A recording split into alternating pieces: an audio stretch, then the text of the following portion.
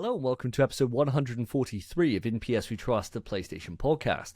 My name's Davey and joining me, as always, is the fine wine himself, Mr. Philip Hoy. Good evening. Good evening. How are we doing? Yeah, very well. Very well. Living the dream. Good. Living the goddamn dream. And the person I'm sharing the dream with is the dream walker himself, the person who haunts my dreams in all the right ways. The King, Spencer Davis. How are you doing? Yeah, good boys. Dreamwalker. Yeah, I don't know. Do you like it?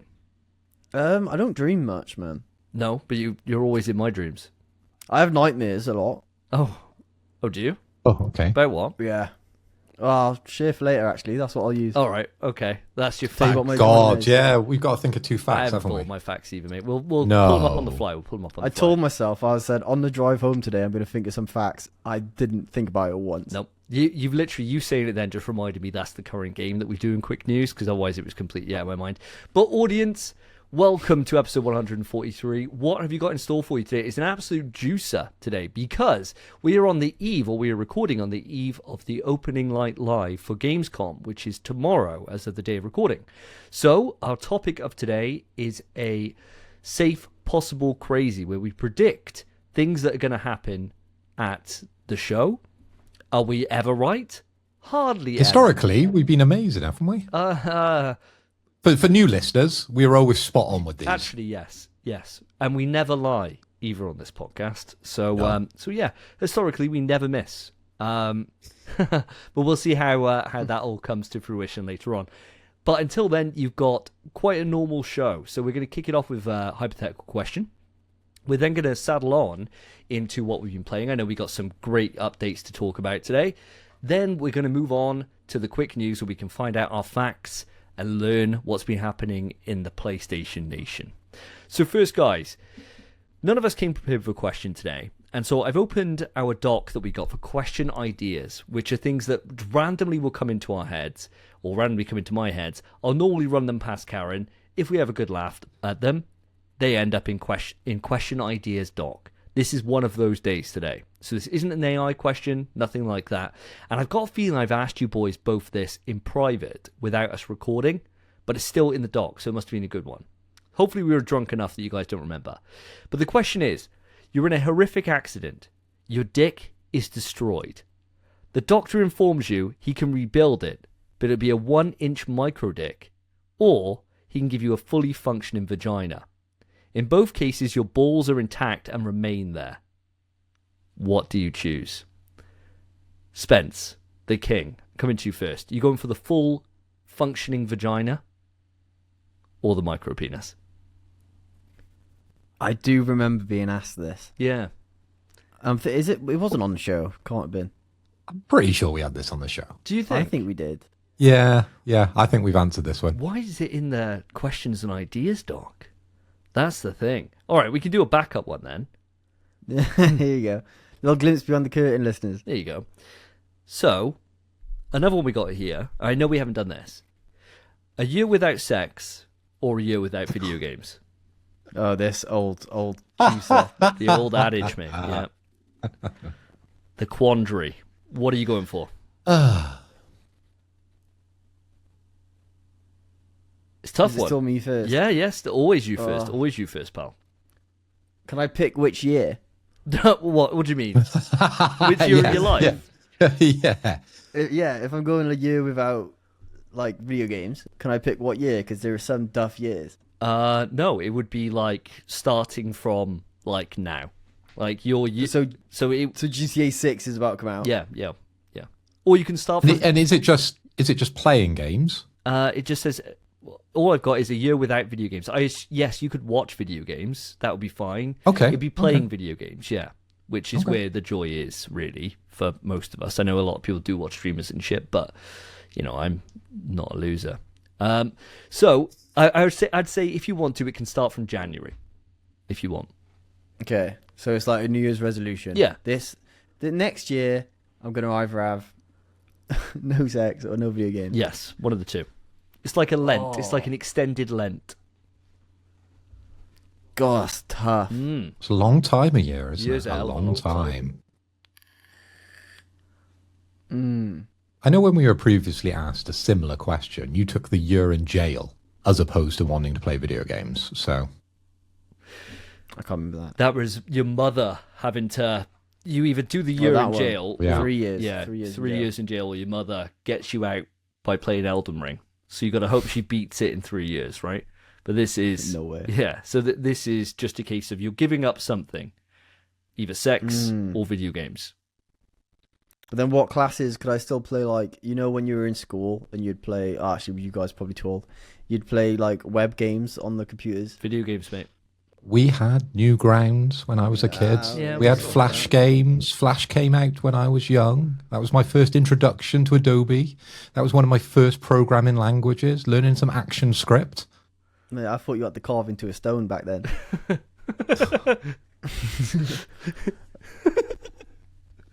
It's not like, I'm gonna go. It's not like Spence making an old joke at your I know, expense. I know, Actually, I know. That's like a podcast first, I reckon. Has Spence been drinking? No, not. I wish. I haven't Because this weekend. the I'm gonna aggression open it comes up. out with Spencer when he's had a few drinks, Yeah, doesn't yeah, it? it does. You Yeah, know, it does. I hate he takes that a few one. shots from here and there, doesn't he? Frozen Tries to in. dunk. So what you saying, Spence? You've had a little while to ponder on this now. Okay, but All right, you still clarifying So- things. Go on. if I pick no video games, I don't get sex more often than I currently do. No, it would just be like, yeah, nothing changes. You're just still able to have it. Yeah, you're just able to have it, right? Ah. And And as we're clarifying things, Yeah. what stops you from playing video games and what stops you from having sex? I don't know, death. Is there someone in your room like, no, whoa? When you go to like pick up the PlayStation, I said like, no, you're not allowed.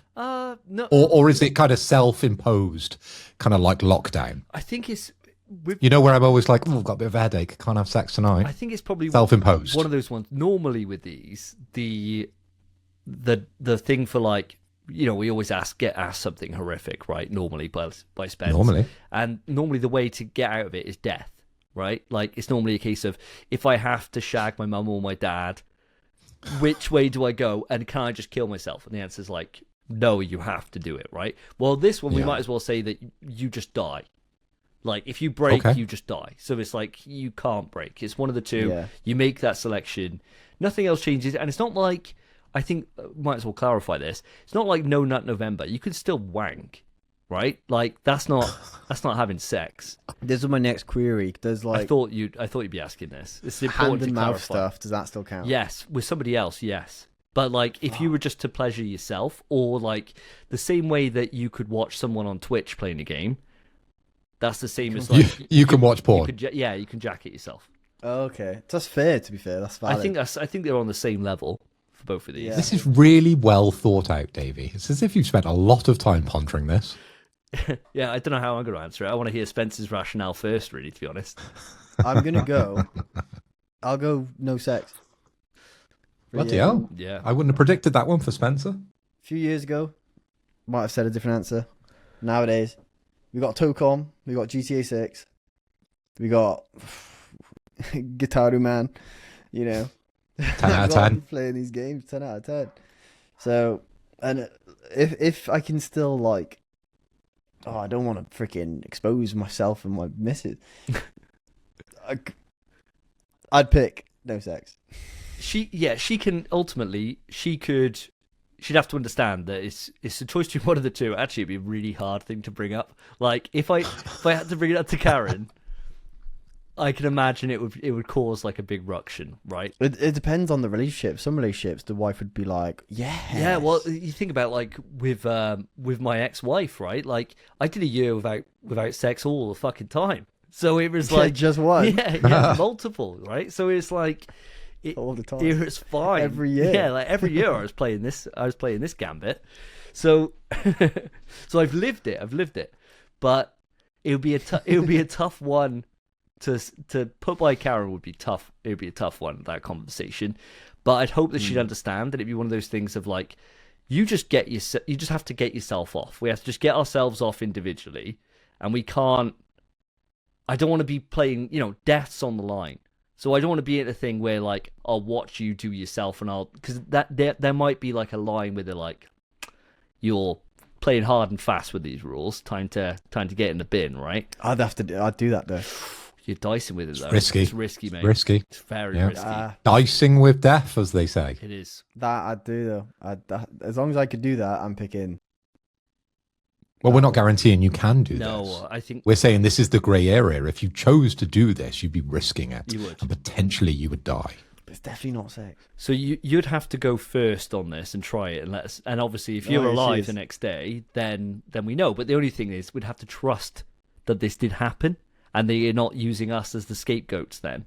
Because if you were like, oh yeah, We'd have to watch, wouldn't we? we'd have to be there. We'd have to be Yeah. there studying the entire time, notepad out. What's he done right then? And if he doesn't have like a heart attack, then we'd be like, it's game on. How close to the sun can Icarus fly? Exactly. Yeah, man. Exactly. It's a tough one, right? But I gotta admit, dude, I'm right there with you. I'm choosing video games. I'm choosing video games all the goddamn day. Sex is awesome.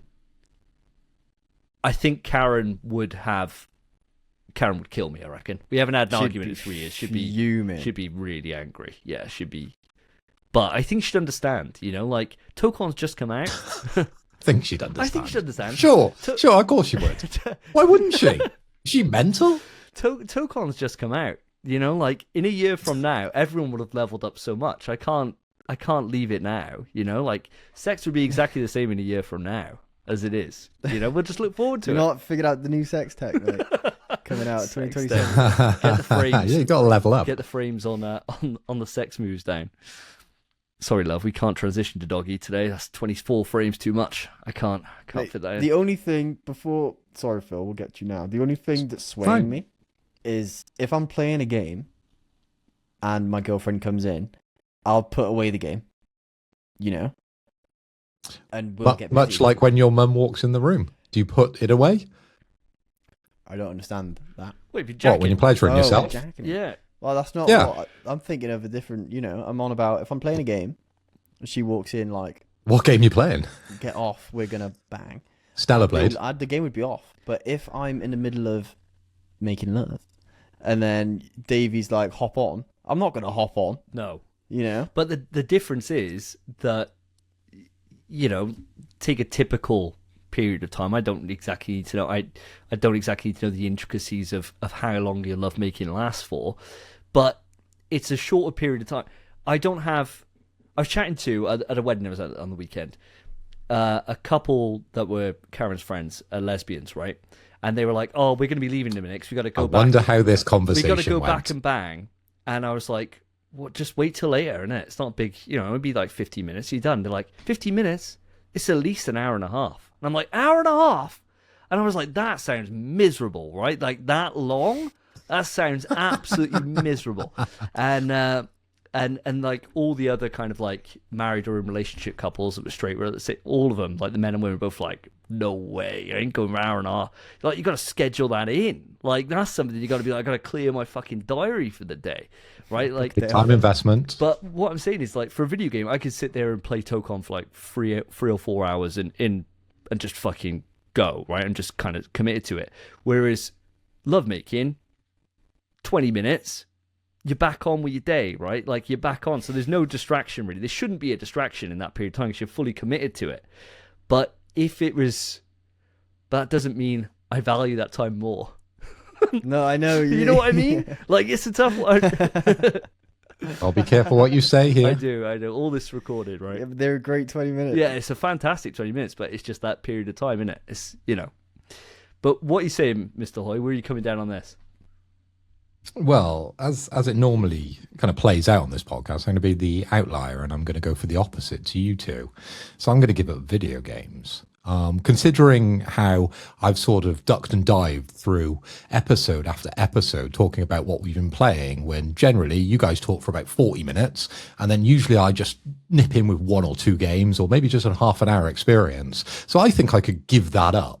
And also it's the time of life where I'm trying to have a child at the moment. So giving up sex would literally be the end of my relationship at the moment if I chose to do that. So I think I've got other pressures that you guys don't have currently. So sex would have to win this one, regrettably, because obviously I love video games. But I think I could still manage for a year to come on this podcast, talk about video games. 'Cause I read a lot about video games. I probably read and watch video games more than I actually play video games. So I think I'm built for this opportunity, and I think I could get through a full year. And then by the time that year comes through, my birthday time, brilliant, Dave, you can buy me whatever was great last year. True. Yeah, that's And I can catch up. Yeah, I think I think that makes sense, mate. That does make sense. It does. I fully get it. I don't think it would be that hard. A year.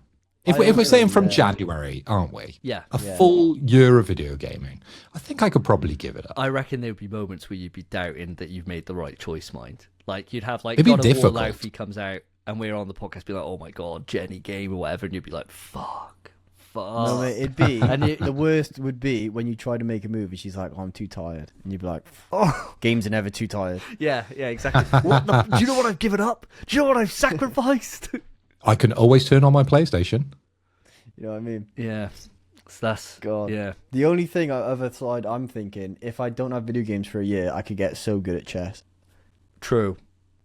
The amount of extra time, as Davey said, you could play Tokon for 4 hours in an evening, right? Sex usually 20 to 30 minutes, right? Yeah. Then you're done. So imagine how much time you've got in your day. Imagine what you could get done around the house.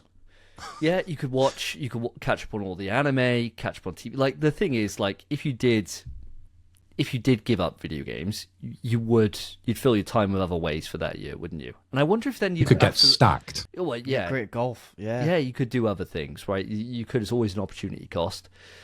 And really, if you gave up sex, you're not really saving that much time. So there is that. There is an advantage there. I do see that side of the argument for sure.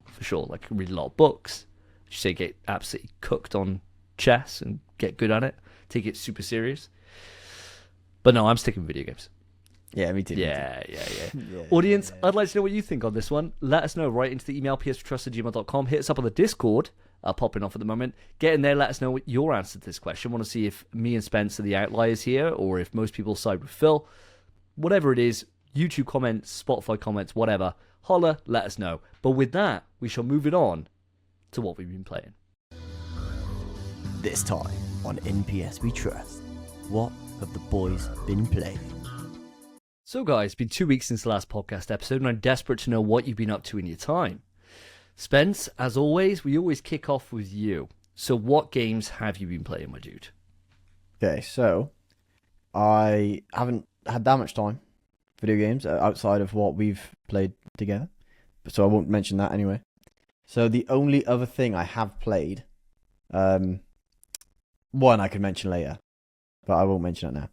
The other one I've played, and I've only put very, very little time into it. I've done 2 days, because that's how this game goes, and it's called Coffee Talk. And I think everyone kind of knows this game. It's a proper little platinum game, but it's like really short play. That's why I'm playing it. I also thought it'd be quite nice. You've played a few of these in the past, haven't you? Not Coffee Talk. No. Not Coffee Talks? I think Joseph Thomas, fan of the show, Dayman, played them. Ah, maybe that's where I get confused. Because I'm playing the first one. I've not played any before. But I watched a video ages ago of this guy who does PlayStation content, and he did like 30 platinums in 30 days. And one of his was Coffee Talk. Great videos, by the way. He does it every year. Great watch. I can't remember that guy's name, but it's relevant. Don't go watch him, watch us. Very good game. It's very simple. You're basically like a millionaire who runs a coffee shop. Cause you just do it for the fun, for the kick of running a coffee shop. And people, it's very quiet. You get no customers, but the ones that come in, you just talk to them, listen to their stories, and make them the coffee they want. And that's pretty much it. And the main person who comes in, main customer, she's a writer who's trying to write her first novel. And she decides to write it about the shop and the stories she hears in the shop. And that's kind of what the game's about. And I'm only 2 days in so far, so I've met a police officer. It was nice. Lovely fella. He had an espresso.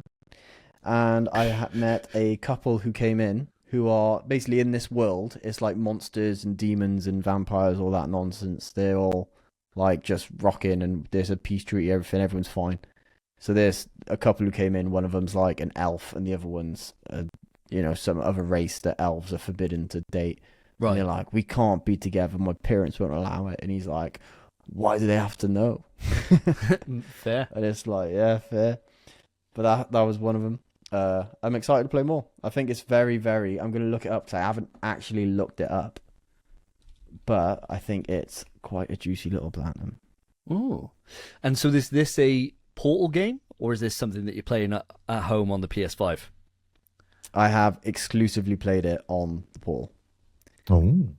I was over Annabelle's and I didn't know what to play. The connection wasn't great, and I thought it doesn't really matter if I play this, because this is very much it's dialogue. Whole game's dialogue.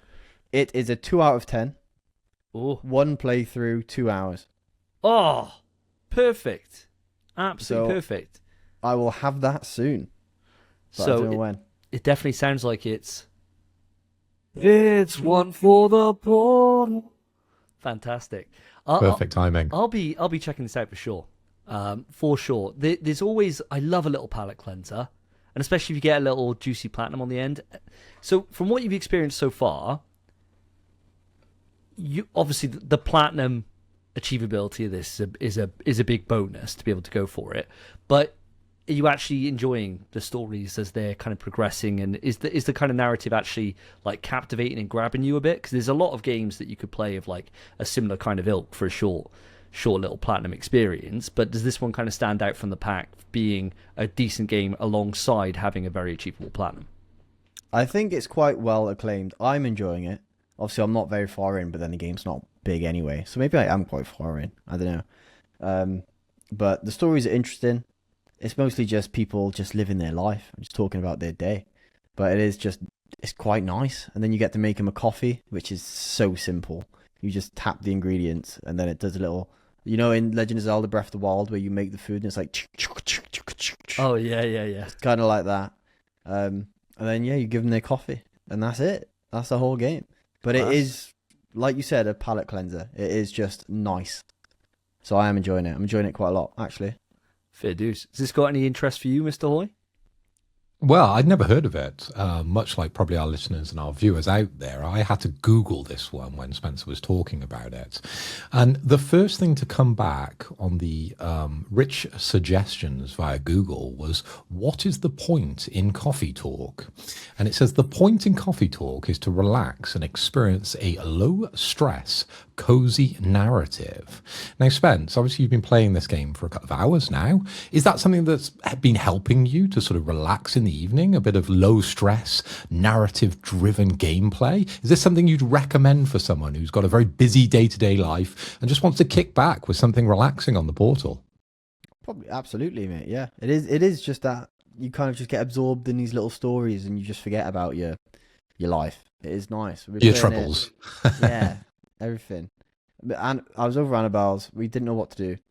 So we were just sat next to each other on the bed, her on her Switch, me on my Portal, and just playing separate things. And it was lovely. Really, really nice. It was just a nice time. And I was like, this is great. I could do this every day. Really nice. And that's why we don't need, that's why I'm picking video games, boys. Because we could just do that every night. It'd be an amazing time. You just hang out and enjoy each other's company, man. It's just... Yeah, it's lovely. There's something to it. There's something to it for that. There is something to that. Sex is great mind. So, yeah. Well, I don't want to think about it too much. I already made my mind up. But no, thank you for that. That's a great suggestion. Ask again at the end of the episode. Yeah. It probably would. I'll probably be thinking it over my head. Oh God, no! Like, what have I done? What have I done? It's terrible. Can we re-record the start? yeah. Put it in after. Well, I see the rest of your games that are on the list, Spence, and the rest of them we've obviously all played together at differing times or whatever, but we'll come to those later. Phil, looking at your list, they're all co-op games as well. Are there any secrets on here? Is there anything on here that, like last time, I brushed over you and then you were like, oh, actually, I want to talk about Monster Train or whatever. Is there anything not on the list that you want to talk through? Because otherwise I'll move to myself before we loop back to co-op stuff. It's lovely to be asked, isn't it? I love not to be left out. It's almost like back in the day we used to go out for a cigarette in a pub and you'd offer a cigarette round to everybody and I'd sit there thinking, am I going to get offered? He knows I don't smoke, but it's nice to be offered, isn't it? Yeah, Yeah, exactly. Yeah, it really is. And actually, no, I haven't been playing anything else. Unless you want me to go into the realm of Monster Train once again, to hover that button ready if you'd like me to tell you some more about Monster Train, because I have been playing that one on the side, as I usually do. No, we'll save that for a week. We'll come back to that next time. I'll give you proper extended time on it. Take as long as you want. I won't hit the button. Promise. I don't believe you. A Scout's Honor. He said mine as Did long you as go you to want. Scouts? I went to Beavers, which is before Scouts. Beavers, okay. Beavers. Wow. I went to Cubs. So you went to Beavers, I went to Cubs, and then it's Scouts, isn't it? Yeah, so Beavers, Cubs, Scouts, right? Like Yeah, that way I up. believe so. So yeah, all I remember doing in Beavers is they'd have a sat round in like a circle, and then they give you a plastic knife, and you had to chop Chocolate. Yeah, we did chop this chocolate, as yeah. well, and I don't like chocolate. No, neither do I. So I'm like, oh, this is boring. I was like, oh, please, get in there.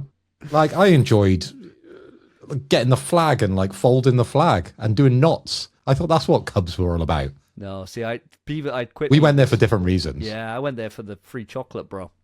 And I went there for the flags and the knots. yeah, you went there for the Got me manly excited. things. Yeah. Yeah. This is why that you'd survive in a zombie apocalypse, and I wouldn't.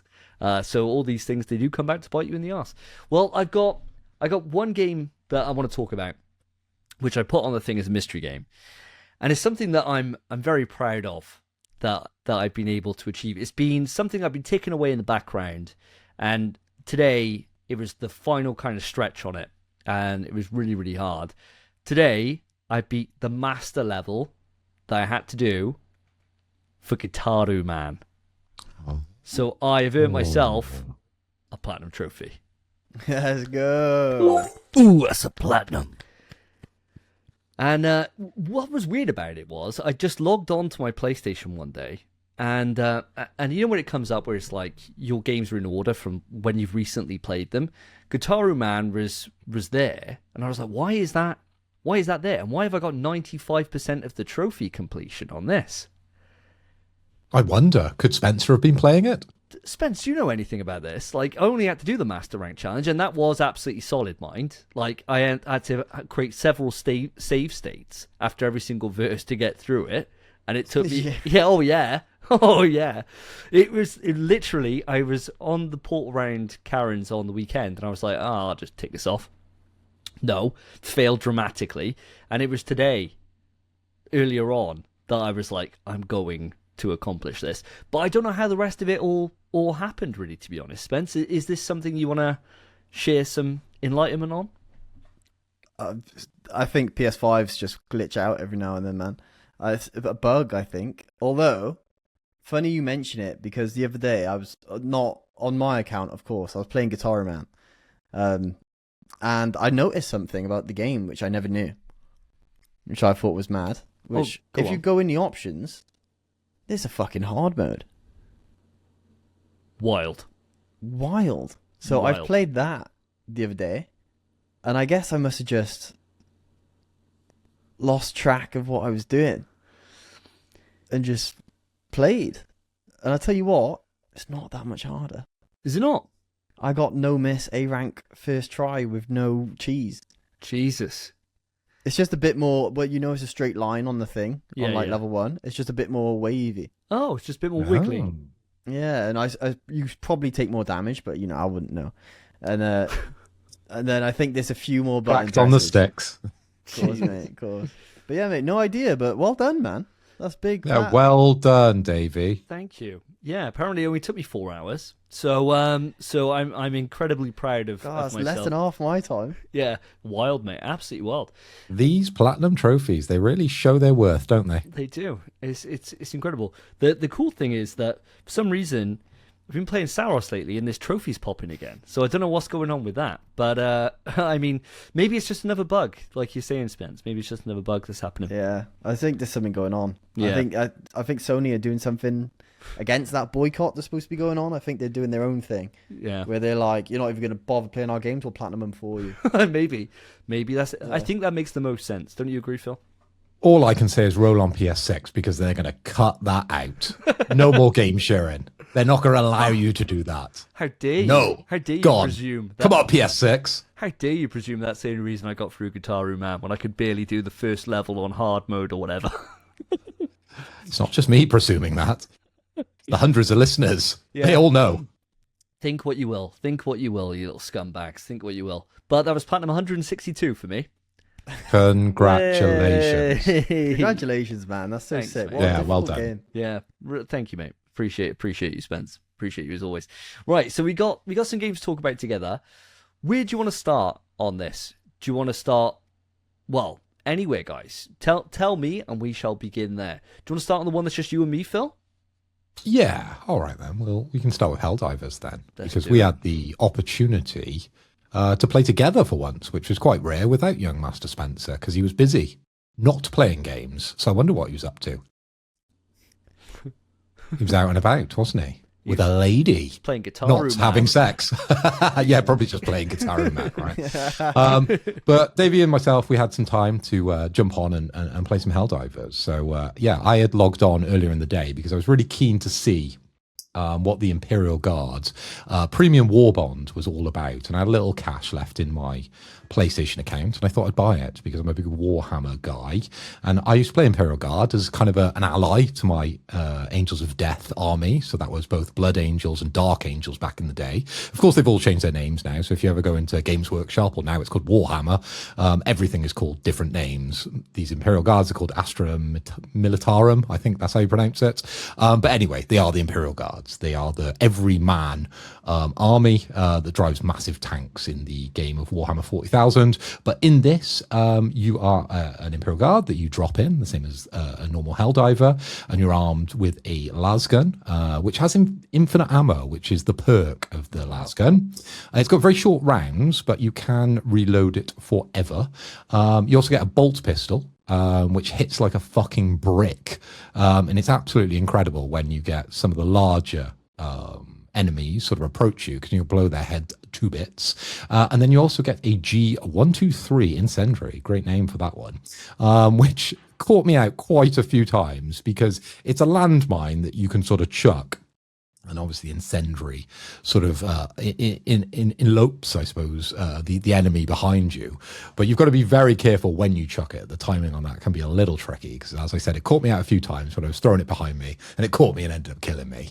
The main attraction, I suppose, for having the Imperial Guard is to actually get to the point where you unlock enough of the war bond to get the melter gun, which is an absolute overpowered weapon in Warhammer 40k, and it looks no different from the videos I've been seeing for Helldivers 2. Looks absolutely incredible. Of course, it's going to be amazing against the big armored creature because it just blows through those things, okay?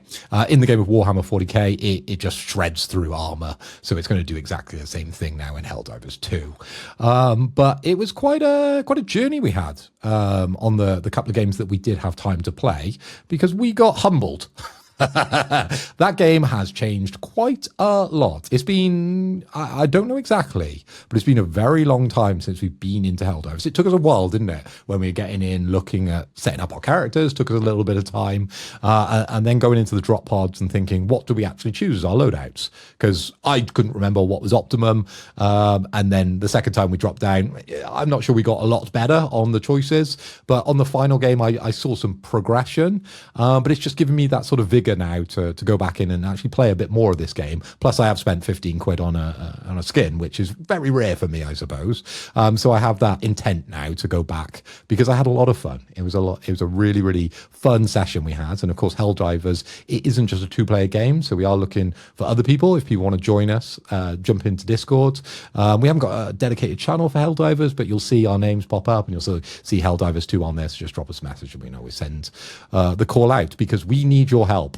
We desperately do. We do. Yeah, as you said, we got fucking smoked. So I was saying to Phil, well, we're not going to start off on like a super hell dive like we used to do. Let's just tone it down. We'll do something a little bit easier. Let's do it on a 5, right? Level 5, hard. We used to fucking walk through a level 5.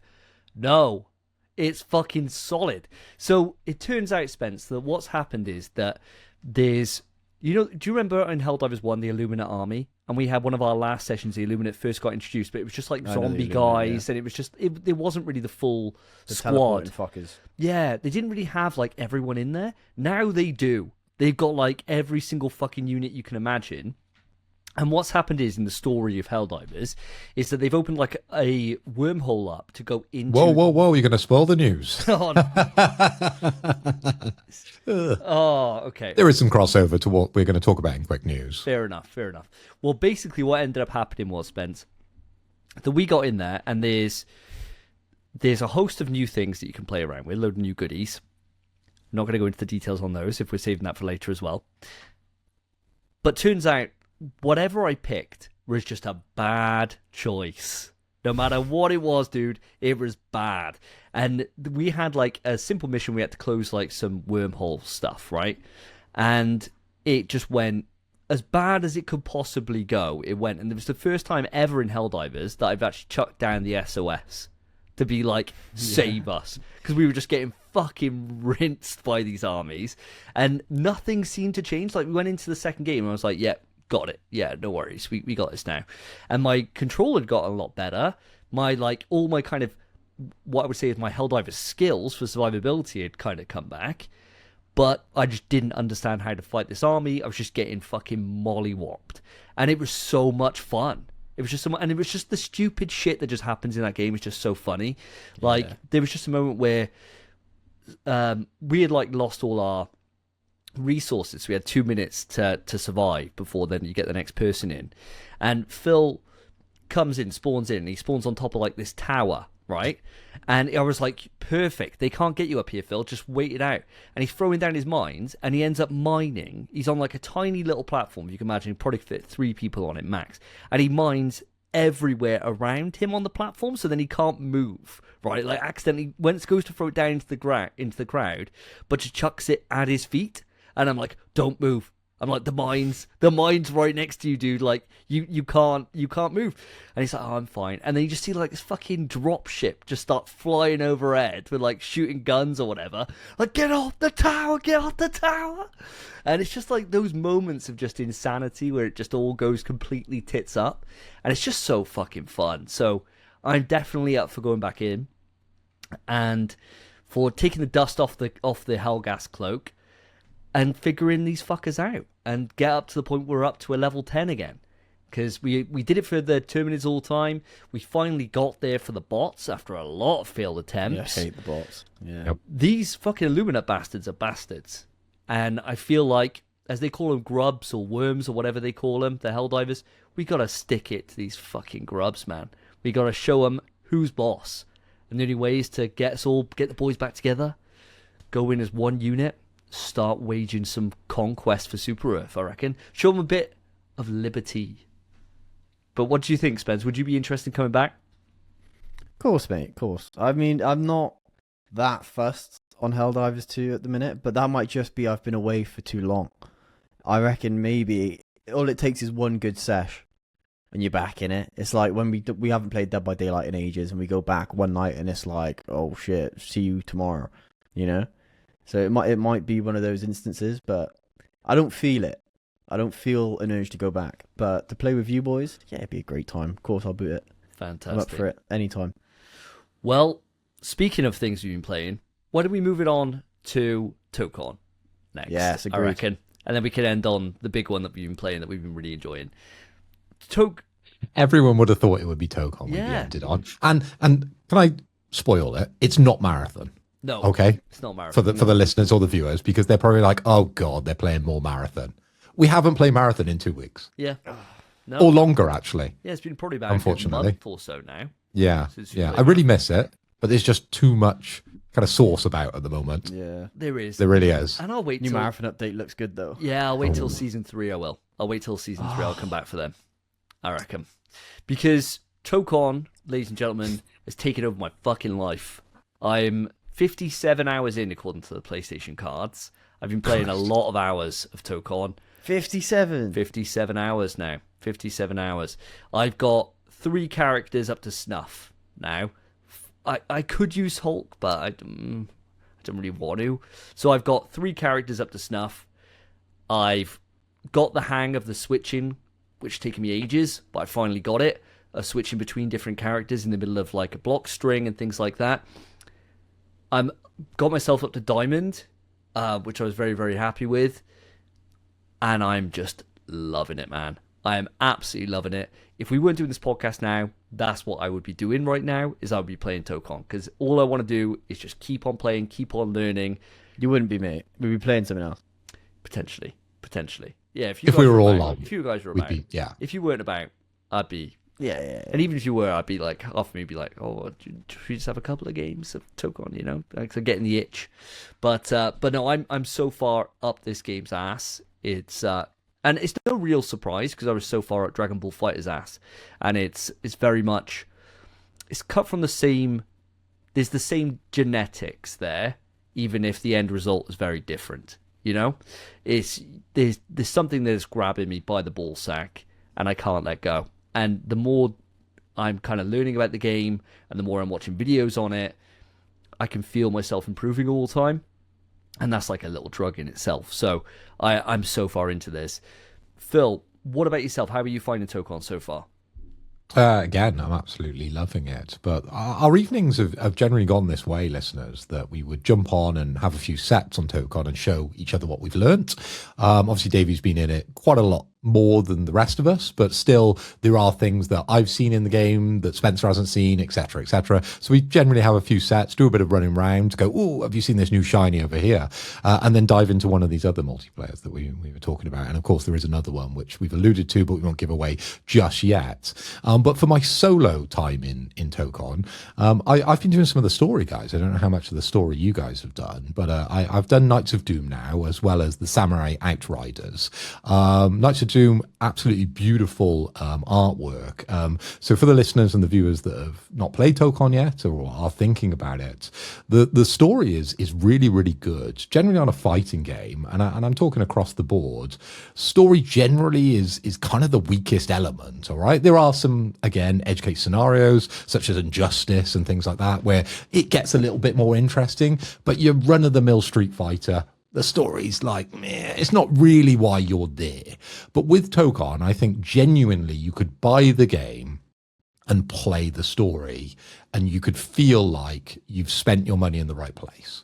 Because these stories are very uniquely crafted narratives for each of the 4 or 5 captains that are in Tokon, and then you get to see the reason why you're there. You get to understand why they are forming the team. You get to fight a big bad at the end, and as you progress through story after story, the challenge gets harder and harder, and it attempts to teach you the game, but in a very indirect way, which I really, really like. Normally the story is just like, yeah, you can just play against the boss and you play through 20 times or whatever the amount of characters are in the game. This one, you play the 5 different stories with the 5 different captains. I believe it's 5, isn't it? Sorry, 4 different captains.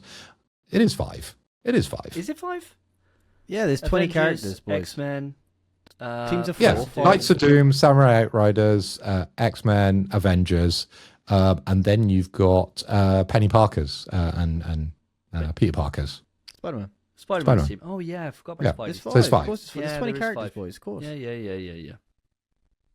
So anyway, I'm not sure where I was going with that one now, but we now know there is 5, right? So you play through, as I said, they're uniquely crafted, and it attempts to sort of teach you the game. So each time you go into a new round, it'll show you a new element for you to sort of learn, which is interesting. And I said, as you play more and more of the story, the challenge gets harder and harder and harder. And I think that's a really good way of sort of teaching people the game rather than you just either hit your head against something you can't beat. I think starting off really easy is a very good way, and it all starts the same for everybody. Of course, I think you can adjust a difficulty within the game, but I've really been enjoying it. And as I said, it's well worth the price of admission, because those stories, there's a lot to them. There's a lot of depth to those stories, and it's written like a comic book, which is very, very nice. The visuals are all unique to each of the 5 different stories. They're all done by different artists. I think the writer for each one is the same, but I think the artists are different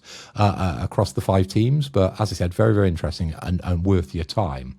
I've also played some of the training for Penny, who is my main at the moment. I swap in between her and sort of Magneto, as I mentioned in the last episode. And then, as I said, I've been playing a little bit against you guys, and you guys have been teaching me what you guys have been learning as well. And as Davey's spent the most time, last session we jumped in and you were showing me some stuff I'd never even heard of within the game, which was awesome, right? So we're all getting in, helping each other out, which has been really, really, really nice. So thank you very much for that. But really, really good game. It is one of the ones that I want to spend some more solo time in and sort of complete all those stories and just get through and just get to the kind of nuts and bolts of the systems that I think you've progressed a little bit more than me based on the amount of time that you've had in the game. But yeah, loving it.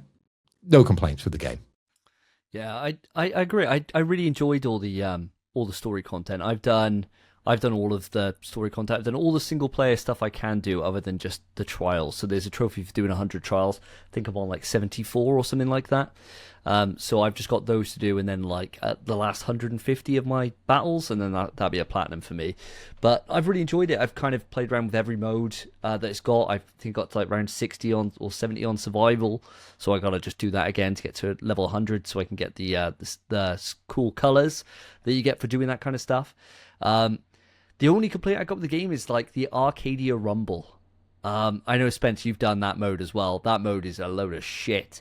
If you ever try that, Phil, that is a bollocks mode. You got to do it for a trophy, and it's not fun. I've been hearing quite the opposite. It's ass, bro. From a certain FGC face that I watch a lot of his YouTube, and he seems to really be enjoying this. So. But obviously, I value your guys' opinions on this one. But yeah, I'll have a go and let you know what I think. The survival's great. If it's the survival that person's talking about, then that's fantastic. 'Cause that's like a roguelike. So the way that works is that as you go up, you fight like 4 levels. So it's like each solo member of a team, and then you fight like the team boss. And then at the end of that, you get a card. And then those cards then can like cards like Monster Train. Yeah, I guess I'm in. But yeah, so you can use that to like accentuate your stats. You can have like 25% faster movement speed, or you can get like increased health regeneration when you get a kill. Those kind of things, and that's kind of the draw for survival to keep going. That each run could be a little bit different. I think there's a lot of value there, and I really enjoyed my time, especially when I'm learning a character. One of the best ways to be able to, for me to, or if I'm trying to lab out a combo and like get it so that I can do it in reaction, that's where I'm doing that now, is in survival, because then you've just got so many opportunities. It gets progressively harder, so you can then just try and get it into your muscle memory before then you have to really use it when you're under pressure. And that's what I did for Wolverine to get him up to snuff, is go into there. And so I think there's a lot of value in that. But the Arcadia Rumble, Spence, I know you've done it. Do you want to speak on this? Mate, it's fucking ass. You got to go in the open lobby. Well, you don't have to go in the open lobby, but you're basically in the open lobby. It's that place. And you're a little chibi version of your character. And you run around and collect little fucking power-ups or things to attack other chibi people. And you're basically trying to get strong for when the timer ends. And then you do a little fight. And you go back in the collecting shit. It's like there was a mode similar to it in Smash 4 on the 3DS, but it was done really well on Smash 4 3DS, like really, really well. On this, it just sucks. It just isn't fun, especially if you're on a fight stick, because controlling yourself in the open arena when you're running around isn't like, it doesn't work on a fight stick really. When I played my tutorial for Arcadia Rumble, I had my fight stick on my lap and my pad in my hands. And I would run around with my pad, and then when I had to have a fight, I'd switch to the stick. You can just press R2 and the camera will move behind you.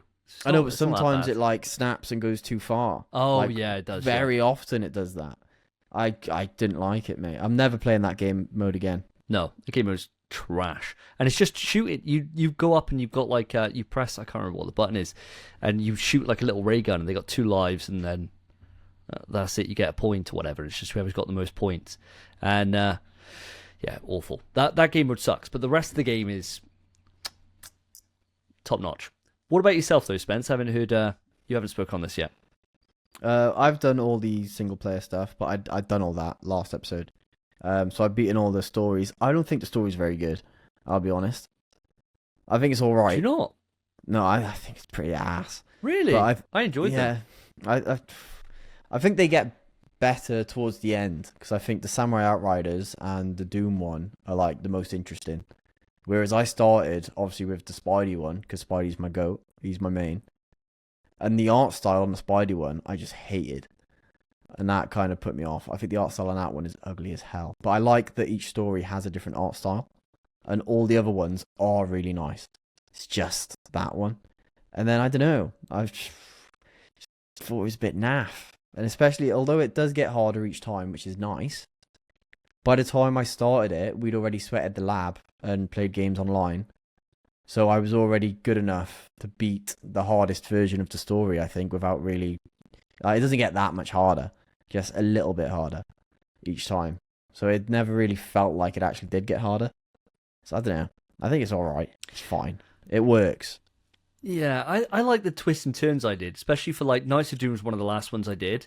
And yeah, that so one's great. I was like, oh my god, this is fantastic. Like, well, this story is amazing, you know? But like, I agree with you. Spider-Man story I thought was... I think I did Spidey's actually last, I think. And I was just like, this one's boring. This one's a boring one. Because the X-Men one I thought was really, really good. I thought the X-Men one was great. The Avengers one is where I started off. So I thought I was like boilerplate, but I was in for it, and I enjoyed all the actual cinematics and everything else. But yeah, there's definitely variances in terms of like quality for them, and I agree, Spidey's definitely the worst out of them all. But yeah, I thought they were fab, and I thought it was a great way to be able to like get in an hour and a half or whatever onto each one, and you're done, and you've experienced a nice little comic book story. As Phil said, with some fantastic art for the most part. Yeah, for the most part.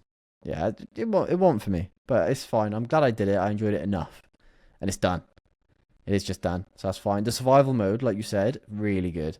I love the survival mode, trying to get through, but getting to level 100 and beating the champion is tough. Really, really tough. You need it for character color 7, I think is the one you get, and it's really nice, which is annoying. It's just so hard to get. And it's not even like I don't have the incentive of I get a trophy for doing this, because there isn't one, which I'd be sweating it more if there was a trophy for it, which is a bit annoying. It's a bit like this should be a trophy, because it'd actually make it quite a tough platinum, but it's not, which is fine because it's optional now. But I'd be so much more incentivized. There is a cheat you can do for it, which Tokon themselves shared out. So they were saying that it saves after every 5 fights, right? You can save. So all you do is close the game. Yeah, so if you're just about to lose, you can just close and then just pick back up those 5 fights before. So there is a way to make it so that it's possible to do. You know, you don't have to commit, 'cause it is a long old slog, mind. Like 70 took me for ages to get there. So going like the 400 would be a challenge for sure, and to lose it at like 98 or whatever would be fucking soul destroying. Start again. So yeah, so I like that a bit, that option that you can just kind of exit out. I think I'm gonna do it. Because I do want that color 7. I'm gonna do it. Yeah, it looks nice. It does look nice, and I do like that Tokon have done that they've hidden colors behind doing gameplay stuff instead of it just being like DLC or whatever it is, right? Like to actually have them built into the game. It's kind of like when you play in Marvel vs. Capcom 2 back in the day, and you go through the arcade to be able to unlock characters and stuff. It's just cool. It's just like all like Smash. Smash is exactly the same. When you play like so many battles and then you unlock the next character, it's fun for those kind of things, I think. Yeah, I like it, but I haven't played much. That's really it. Fair enough. So how are you enjoying the game so far then, pal? Because obviously you've got a lot of hours in this too. Well, I love it, mate. I do love it. I don't know what. I don't feel as much. I don't feel like I want to sweat it as much as I thought I would, which I'm not happy about. Because I want to be good at this game, but when I get in the lab, I'm just kind of like, I can't be arsed. I just want to play the game. I have so much more fun just playing. And I had the same issue with Street Fighter 6, where I just played games and games and games, and I actually labbed maybe like 120, 150 hours in, and that's when I figured stuff out. Wow. Wow. So I think the same thing's going to happen. I just get annoyed with myself, I do. when I'm like, why isn't this working? And I don't know why this isn't working in the game. And I'm like, God, I look shit. Whereas I'd much rather know why it's not working, right? And then kind of figure that out. And the next thing you know, hours have gone. And I've been in the lab. And I've been enjoying, I think a lot of it's because I started off with Cap and he's got, he's good, but he's not the best. And so it's been quite nice then to be able to like learn some more of the cast to then try and offset his weaknesses. Whereas you started with Spidey. I mean, fucking, as it stands at the moment on a current tier list, like S plus monster, right? So it's probably there's not that the same level of incentive to feel the need to try other people out, right? Says the Wolverine and Magic player. I only just started, Kept that on the DL. Yeah, Magic's fucking great. She's easy. Wolverine's got problems. He's got problems. He's cheap as fuck though. Unbelievably cheap. And he's slept on at the moment. He's not public enemy number one. Public enemy number one is Spider-Man. So we'll keep that up there, right? It was like the same way that when they were buffing Ryu a lot, but people were still complaining about Ken. And it's like, Ryu's the fucking problem now. But you don't know. You don't see enough of them. So, yeah, long may the hate on Spider-Man continue. It will as well. Yep. One day it'll switch to Wolvie, but someone needs to like win an Evo with Wolverine, and then it'll happen. Until then, you're fine. So annoying. Yeah, annoying as hell. So do you think that's part of the problem with you at the moment? Is because you've got Spidey, you're just not looking to kind of flex out there, and then if you did need to flex out there, obviously you'd have to take them into the lab, I assume. Yeah, I just don't know who else I want. I think is what it is as well. I think I want Blade, but I'm not 100%, and I've not put the time in really to figure it out. I'd like a big sword; it'd be nice, and I don't want to play Magic because I know, and I know I could play her, and it would be so easy. And also, she looks satisfying to play because it's such big sword swings. It'd be like ooh, ooh, ooh, but I don't want to do that. I don't want to be that guy. It feels like you're committing a war crime with her. Honest to God, it's like unfair. It's just like, oh, and you're like, oh, I might be losing in neutral, and it's like, oh, just put out a portal and chuck a fireball in it, and I got a free entry. It's like, okay, fine. And then, I only just found out she can level 1 through the portal. Yeah, hell yeah. Busted. Teleport level 1. Yeah, brilliant, mate. Absolutely brilliant. And then you chuck, you use her install super, and then all her specials are more powerful than her EXs. Brilliant. Great. And they don't fill the bar up. Brilliant. So you just get some nutty combos just because she's a hot blonde bird, I guess, with a giant sword. Big ass sword, yeah. Yeah. Great stuff. Well, I'll look forward to seeing how you guys progress along with Tokon as time goes on, but for the report from all of us, still glowing on this one. Still glowing on this great one. game. So the final game that we've been playing a bit of, I mean, how many sessions have we done on this? 3? 3, I want to say. No, we've had 2 sessions now. 2? Is that all? I feel like we've done 3. I think it's only been 2.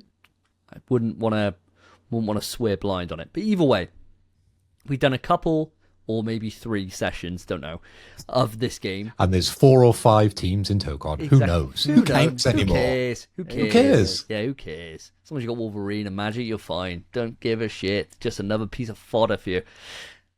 We've been playing The Big Walk, boys. Obviously, this game came out to stellar reviews. Not going to steal your thunder, Phil. I know that you're going to probably go into a Metacritic, but I want to know your thoughts on The Big Walk. Spence, I'm going to start with you because you've been a little bit quiet this episode so far. All right, Big Walk, mate.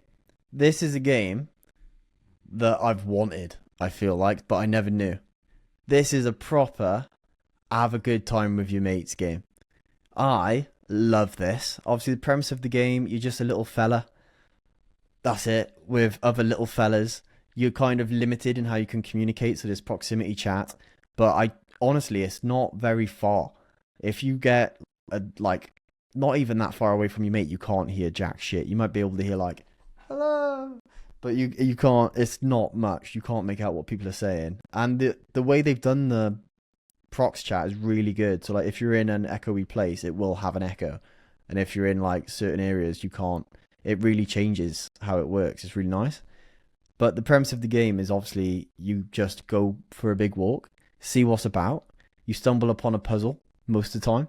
And that puzzle, because we're playing with 3 of us, might need 2 players, it might need 3. So in which case you've got to then find each other if you haven't gone together, which is difficult because you're in prox chat on a massive field, and there's ways to find each other. You've got flares, you've got walkie-talkies, there's radios. You can kind of just shout if you want, or you can get lost like we did the other day and start a party chat. It's the way it goes. But we did accidentally leave the zone, so that's not exactly our fault. But I love this game. You solve puzzles, get these little red, what were we calling them? There's gourds, right? Gourds. Yeah, gourd is I think that is the best word for them, a gourd.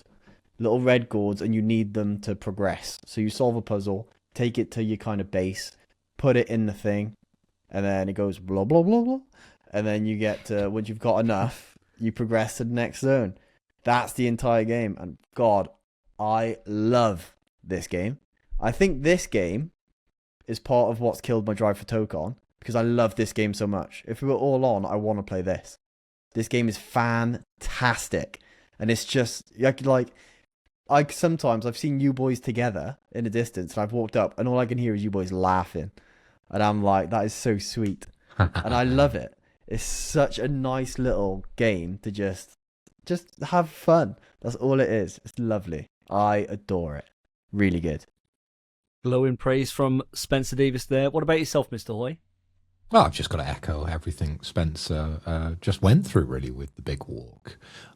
Because just to fill in a few gaps, this is a glorified escape room, but it's a multiplayer game, okay? So we all dive into this island, and it's a little bit unknown when you first start. You start exploring the island, and you understand you can turn on these kind of lights, and you're on a kind of beach, and you're kind of feeling your way about. You don't really understand why you're there or what you're trying to achieve. And then it quickly unravels, much like an escape room. The further you go into it, the more kind of options there are for you to do other things, okay? And you don't know if you're going down a bit of a lost leader, and we've done that many a time, or you're onto something. There was a time on the big walk that we found walkie-talkies, and we didn't really understand what said walkie-talkies were for. So I had one, and I think, Davey, you had another. And we were walking towards an area where we heard music, and we thought this was a great thing. I think you went off right, and I carried on up the top of the mountain. And unfortunately, I fell off the other side of the mountain because I wasn't really, not that I wasn't paying attention. It was just very easy to kind of lose your way. But I had the walkie-talkie, and I thought, oh, brilliant. I'm going to talk back to Davey and sort of find my way back. Unfortunately, when I fell down this cliff, I lost the walkie-talkie. And it was the most disorientating experience I think I've had in a video game, because I was on my own. I was lost, genuinely lost. And I had no way to get back. So I was just panicked, I was like, I've done something so stupid. I've dropped the walkie-talkie, my only kind of semblance of hope, I suppose, right? And I'm wandering around, and it starts to get dark in the game, right? Because it's got a day and a night cycle to the game, and I'm genuinely panicked, and I'm like, oh shit, what should I do? And being a smart video gamer, I thought, you know what, I'm going to turn this off, and hopefully I'll spawn back in at the start. Nope, doesn't work, right? You spawn exactly where you log off. So I logged back on. It's in the pitch middle of the night. And I'm like, oh, for fuck's sake, I'm never going to get back to these boys. They're going to have all this fun on their own. They're going to have all these amazing stories to tell on the podcast. And I'm going to be fucking on my own on this island, right? And I thought, you know what? All right, I'm gonna get through this, right? So I waited till the morning, and I started to look around, and then I saw something at the top of a hill, which is the place where we've been putting these gourds. And I thought I'm going to head towards that. But unfortunately, I had fallen off a cliff where it was kind of the next area. So I don't think I was really meant to be in this area. But then I saw another area, another kind of puzzle part where I knew we got a backpack from. And I thought, well, I'll grab the backpack when I'm here. So I've got a bit of a prize for when I'm back, right, on my huge little adventure, on my big walk, my solo walk. And then I started to try and head towards this big thing at the top of a hill where we put the gourds. And I managed to navigate my way back to the top. And then I couldn't find you guys for quite a long time because I was sending out flares, or I was shooting the laser at the top of the hill, wasn't I? And then I think you came over the radio, Davey, didn't you? And you were stuck in another part of the island. Yeah, Yeah, so what had happened is that I think Spencer joined. I'd just lost you guys. I'd found a puzzle, and I was on the radio like, guys, I found the next puzzle that we need for our final gourd. Like, get over here, go left at the music. And I'm like, over on the radio, and then nothing's coming back. And I'm like, why isn't anyone coming back? And I'm like, I've said over. have they gone so far away that they can't get the radio reception? Is that what a thing? Is that what's going on? So I left the radio. No, I still kept the radio and just kept walking then to try and find where you guys would have gone, right? And I saw this cliff that you must have fucked over.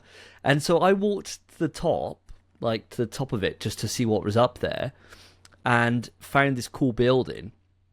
And inside there is a flare gun, right? And I was like, I'm going to fire my flares up. And then next thing on the radio, Spence comes in. He's like, mate, I don't know what's happened. I've fallen off a cliff. So he's done this exact same thing you had done, Phil. At the same time, I'd think I fell off a different cliff. And so I'm like, I'm just going to keep on blasting these flares up. Just come to this location, and then we'll make our way back. And Spence the entire time was like, there's no way out. We're stuck. Blah, blah, blah. And I'm like, we'll find a way. Like, I was proper pessimistic, wasn't I? Yeah, you were like, we're stuck. we're here forever, kind of thing. And then as soon as I had collected Spence and we were on our way back, I was like, Spence, let's do the puzzle that I found earlier because we could take a gourd back with us.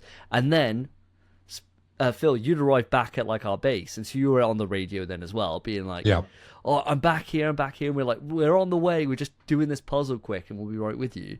And I think that was the cool thing about it, is we all just managed to kind of organically meet up, even if there was a bit of fuckery on the PS Party chat. But I don't think that ultimately helped us in any way, shape, or form, Spence. Because you were like, I'm lost. It's dark. It's like, great. Well, this is what I was saying to myself. It's scary, man. Yeah. So I was like, hopefully they can hear me.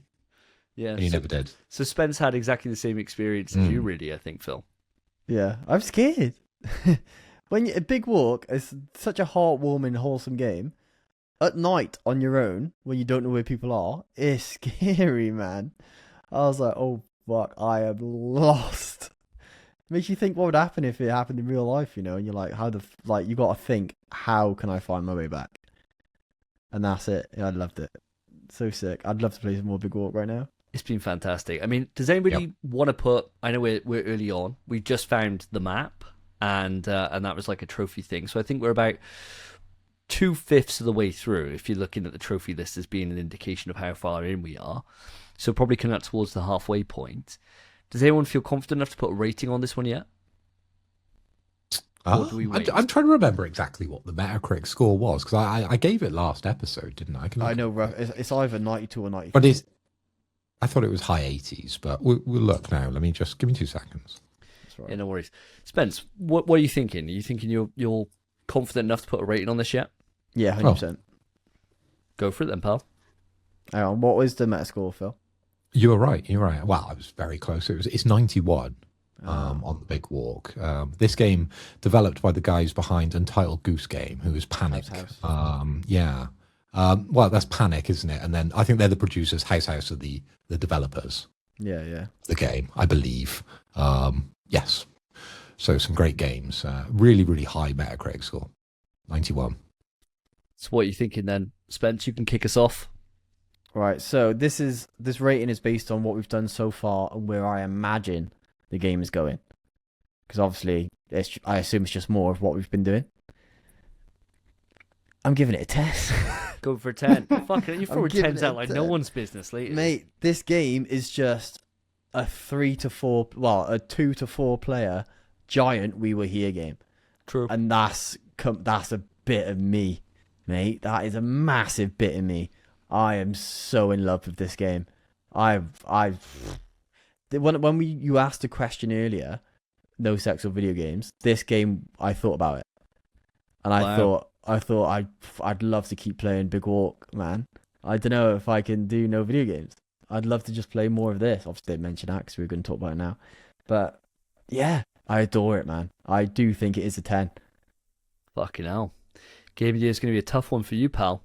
With all these 10s you've been throwing out this year. What about yourself, Mr. Ollie? Where are you coming down? It's very hard to disagree with Spencer with the 10, really. But do I think it's a 10 out of 10 experience, right? When I compare to other games that I have rated the 10, right? If I look at the popular choice, it's a 9 out of 10, isn't it? Because it's got a 91. But I'm just scanning through now where I have Googled it, and it's got the full 5 stars on Steam. The ratings are 10 out of 10s everywhere. It's a 4.5 out of 5 on PlayStation, so Google is telling me as well. So I'm going to give it 9 out of 10 because we haven't finished the game, right? I want to know where this is going. We've seen the map, haven't we? And then there's a big wall in the map. And then over the wall, there's quite a bit of distance. And then there's a big orb at the end. Now, what is that? What is the story? What is the reason we are here? In my opinion, this is a very PC-centric game. It feels like something I would have messed around with on Steam years and years ago with like my brother and his friends. So it's quite nice to have these now weird experiences with you guys over on the console side. But as I said, I am loving it. But at the moment, I'm going to settle on a 9. I'm going to match you on that. I think it's a classic 9 for me at the moment.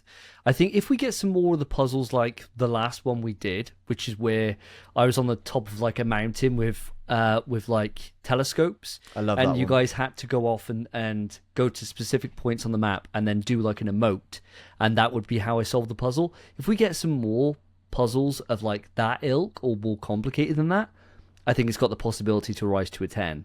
But at the moment, like, the puzzles we've been doing have been really fun, but they've all been fairly straightforward, right? And it could just be because of how far we are into the game and we're learning, obviously, more and more about it. But at the moment, I'm not enjoying it as much as, like, We Were Here, because I think some of the We Were Here puzzles are, like, fucking wild. Yeah, they're hard. And they're tough. Whereas I think there's the possibility for this to grow on from where we are. And that excites me, and I'm enjoying my time with it. So I'm going to settle for a 9 right now with room to grow. But I think a few more play sessions and this would be done. And then we'll be a bit sad, I think, because I've been really enjoying this as well with you boys. I think, well, my hope is when it's done, we then do it again, 4 players with Damo. That'd be fun. It would be cool. I mean, obviously, even after we've like kind of got through all the stuff, there's going to be a lot more to do. Looking at the map and you saw how many gourds are knocking about on there, there's a lot to keep us busy. So, let alone we don't have a fucking clue how to solve some of the puzzles that we've seen. So it might be that we get new tools or we get whatever it is, right? But I'm looking forward to seeing where the adventure goes, where the big walk takes us, man. Yeah. Down for it. But audience, that brings what we've been playing to a resounding close. We're now going to move it into the quick news. Quick news. Quick news. Welcome, listeners and viewers, to MPS We Trust's Quick News, arguably the best part of the goddamn show, because we have brought you the latest and greatest from around the PlayStation Nation to present to you in the form of words. But this time round, because we've got a new king, we have a stipulation, and said stipulation is we need to reveal something about ourselves, an interesting story, an interesting fact, something that was good about your life, something that was bad about your life. And at the end of the quick news, we have a little bit of a discussion about who had the worst fact, and then that person gets a shot in the goddamn dock, ready for the next big quiz whenever that happens to be. So that's the rules for this one. Spence, I'm going to come over to you first because I'd like to switch things up. Davey, I saw you were ready because I have normally come to you on the quick news. But Spence, I'm going to come to you for your A fact and then B, your quick news, please. Okay, mate. So I'm going to keep the same kind of line as last episode. Do you remember we just talked about what's wrong with us what's been wrong with us? Yeah, I thought we said this time we were going to go slightly better than before. Yeah, I might be going worse. Might be going worse. Oh. Fucking hell. Okay. Yeah. So, my fun fact. I'm just going to go over a fear of mine, actually. Okay. I am terrified of death. I've realised. I mean, everyone is, right? No, but let me tell you a tale, boys. Go on. Oh, okay. Strap yourself in. I never realised I was so scared of dying. And then all of a sudden, I'm like, fuck, you know what? I am. And this is where the nightmares have come from, I think, that I mentioned earlier. I said I'd go into the nightmares.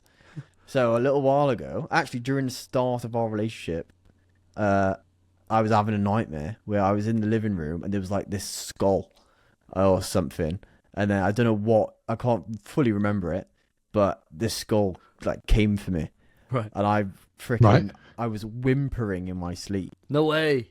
Well, like Yeah, I'll be fully honest. I don't mind being embarrassed. Yeah, like a dog, mate, like a damn dog, whimpering. Was this alcohol induced? Other substances?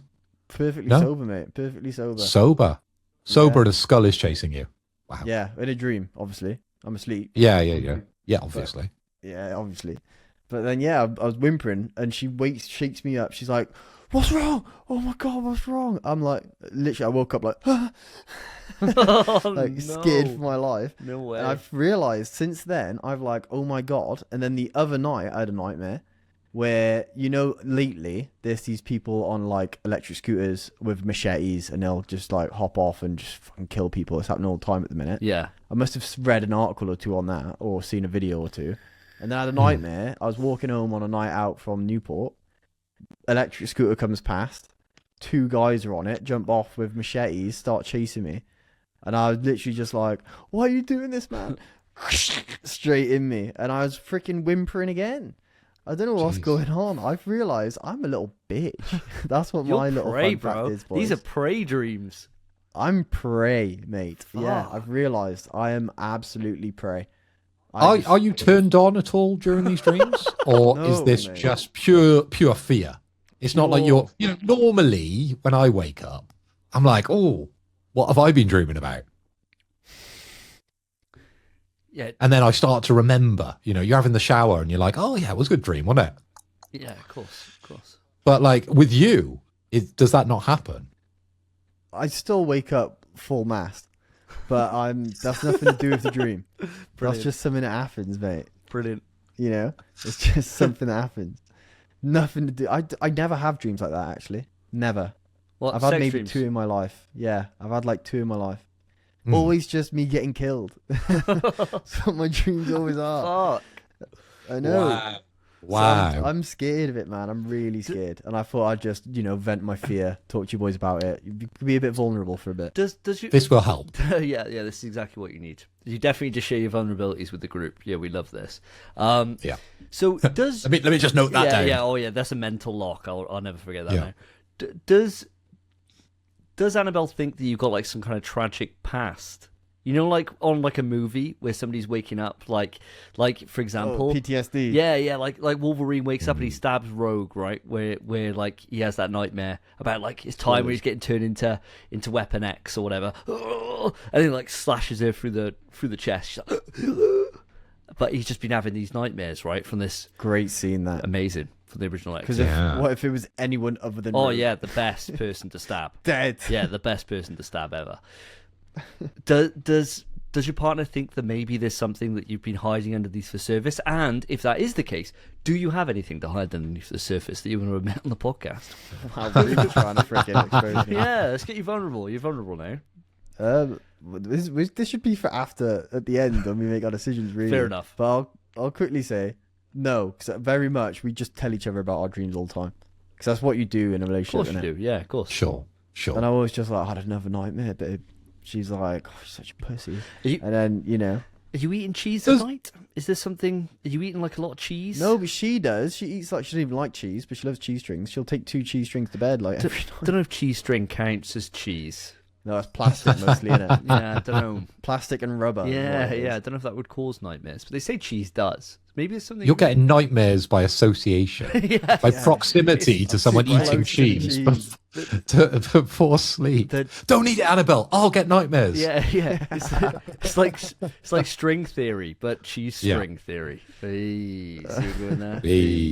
Yeah, Leave it yeah. at- All right, we can go deeper into this later if we need to. All I right. can't imagine we do. But quick news. All right, guys, gals, non-binary pals.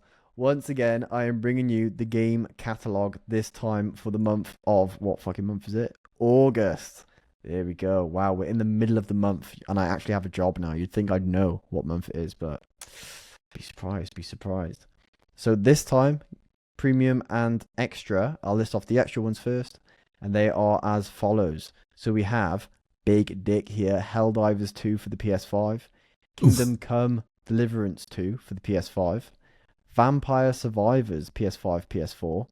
Hell is Us PS5. I didn't know we got that. That's interesting. Oh, this one's tough. Uma Musume Pretty Derby Party Dash PS4. 2 Point Museum PS5. Metro Exodus PS5, PS4. Dying Light 2. Didn't we get Dying Light 2 last month? Yeah, we got it in the Standard Essential package, didn't we, last month? With Big Walk. Oh, brilliant. Got it again. Right, well, got it again for some reason. I don't think I've ever seen that happen, but fair enough. PS5, PS4. And then on the premium side of life, we have Onimusha, Dawn of Dreams, PS5, PS4, and Disney's Atlantis, The Lost Empire, PS5 and PS4. Now, I always pass it to you boys to find out what you think. I'm actually going to go first this time because this is my first time looking through this list. And wow, what a fucking month. This is incredible, I think. Helldivers 2, I don't actually own. I've always just game shared with Davey. So Really? I never even bought it. I thought you had it. I don't have it, mate. Oh, No. wow. Unless maybe I bought it for the game in the ship. You might have done. Yeah, I think you did. I'm sure you did. But I don't know. Who knows? Who knows? Well, maybe we'll find out later. But now I have Helldivers 2. Brilliant. Even though I said earlier on the show I don't really want to play it. But I'm sure we will. Kingdom Come Deliverance 2 PS5. That's a big dick game as well. Kingdom Come Deliverance. Vampire Survivors, I played the other night on the Portal. Class. Bit of fun. It's not great. But it's alright, you know. Waste half hour. Hell is Us, I've been really keen to play. Enjoyed the demo. I thought this was great. Just haven't bought it. Haven't ended up buying it. Fucking free. Fantastic. Metro Exodus PS5, PS4. Fan-fucking-tastic. Another big dick game. This month is massive, and obviously one for Davey as well. Uma Musume, Pretty Derby Party Dash PS4. This game, by the way, I've actually realised I know this game. Now that I've looked at it. This game blew up on Twitch. It's basically an anime game where they're all anime horse girls, and you like bet on them and they race. Ooh. And there's like actual cutscenes of like really high quality anime cutscenes, and they race. They're horses. It's horse racing, but they're anime girls. I know what we're playing for the next big quiz. Fucking hell. Yeah, that's Yeah. definitely, brilliant. Bet on the horses. Yeah, great. Bet on the fucking horses, baby. But yeah, I'm buzzing. What's 2 Point Museum? I haven't even looked at that. It's fine. I've talked enough. Fantastic fucking month for me. I think this is brilliant. Phil, what do you think of it, mate? I completely agree with you, Spence, and I think this finally answers all the criticism that we've been having for the game catalogue, because it's starting to feel a lot more premium, isn't it now? August has absolutely blown the socks off everything I've seen before, because some of these Metacritic scores are absolutely ludicrous. Helldivers got an 82% over a Metacritic. Kingdom Come Deliverance, 2, that scored 89, so there we go, we're getting up there, aren't we? Vampire Survivors, 86 on Metacritic, all huge games. Hell is Us, 77. Party Dash goes a little lower at 68. 2 Point Museum, 84, again a large game there. Metro Exodus, 82% over on Metacritic. Dying Light 2, we talked about this on the last episode, didn't we? 76% on Metacritic. Onimusha, 81, and then Disney, 73. So all in all, an absolutely stellar month, isn't it, guys? And the best thing about it, I think we've chosen to get into Helldivers at the right time, because there's a new article, which I'll talk about in a minute, of course, so I don't want to spoil too much, but it's also available for everybody for free. Isn't that brilliant? So it encourages a lot of extra people to dive into Helldivers. I know, Davey, we said it was absolutely crushing when we were playing it the other night. So we're going to have a lot more people out there potentially playing, because I think it probably would have dipped a little bit because it's been out a while now. So now we get all the new people coming in because it's free on the service, which is absolutely brilliant. So for those obviously that do subscribe to the service, get this included, which is great. So that'll be the one probably I'll be playing. The rest of them, there's too many games for me, but obviously they're available, right? Yeah, mate, completely right. Yeah. There is a lot there. It's a bit of an overwhelming list of games, I think. Kind of like you said. But, what's there a big square there? But, yeah, couldn't agree more. Davey, mate, what are you playing? It's a tough one for me, right? Because the list is amazing, right? It really is. Like everything you guys are saying, you're completely right. Like it's it's a classic like 9 out of 10 kind of month, right? Like there's something here for everyone. There's some big dicks here. Helldivers is obviously the standout for me from this list, but I already own it. Kingdom Come 2 is one of those games that I've heard so much praise for, but I'm not interested in checking it out. I'm just not bothered about seeing it, and it being in the service doesn't change that. Vampire Survivors, I remember Lewis raving about this game, and I feel like I should check it out, right? I feel like it'd be a good bit of fun for me. But ultimately, at this period of time, there could be fucking anything in this list, and it wouldn't matter, because I got Big Walk, I got Tokon. So it's just one of those awkward months, and there's not... That's not this list's fault, though, mate. It's not, but it's just the reality of my situation right now. So, like, the list, I think, is a standard, like, 9 out of 10 list.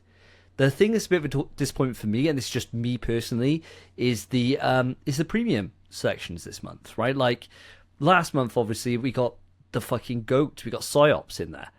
It's obviously, it's a drop down for me, right? Like, Onimusha Dawn of Dreams, people are going to be fucking loving that, right? And I haven't played the Onimusha, so maybe this is a great one for me to experience. I haven't played the Onimushas for a goddamn long time, I should say. I'm happy with the list. I think it's great. I think it's something there for everyone. For me, it doesn't really move the needle that much. I think it's cool, but that's about it. And it's just because I'm too busy at the minute. Davey, surely you'll have all that extra time because you've given up sex. Well, I haven't signed the deal for it. So this is the problem. And sex does not take up much of my time.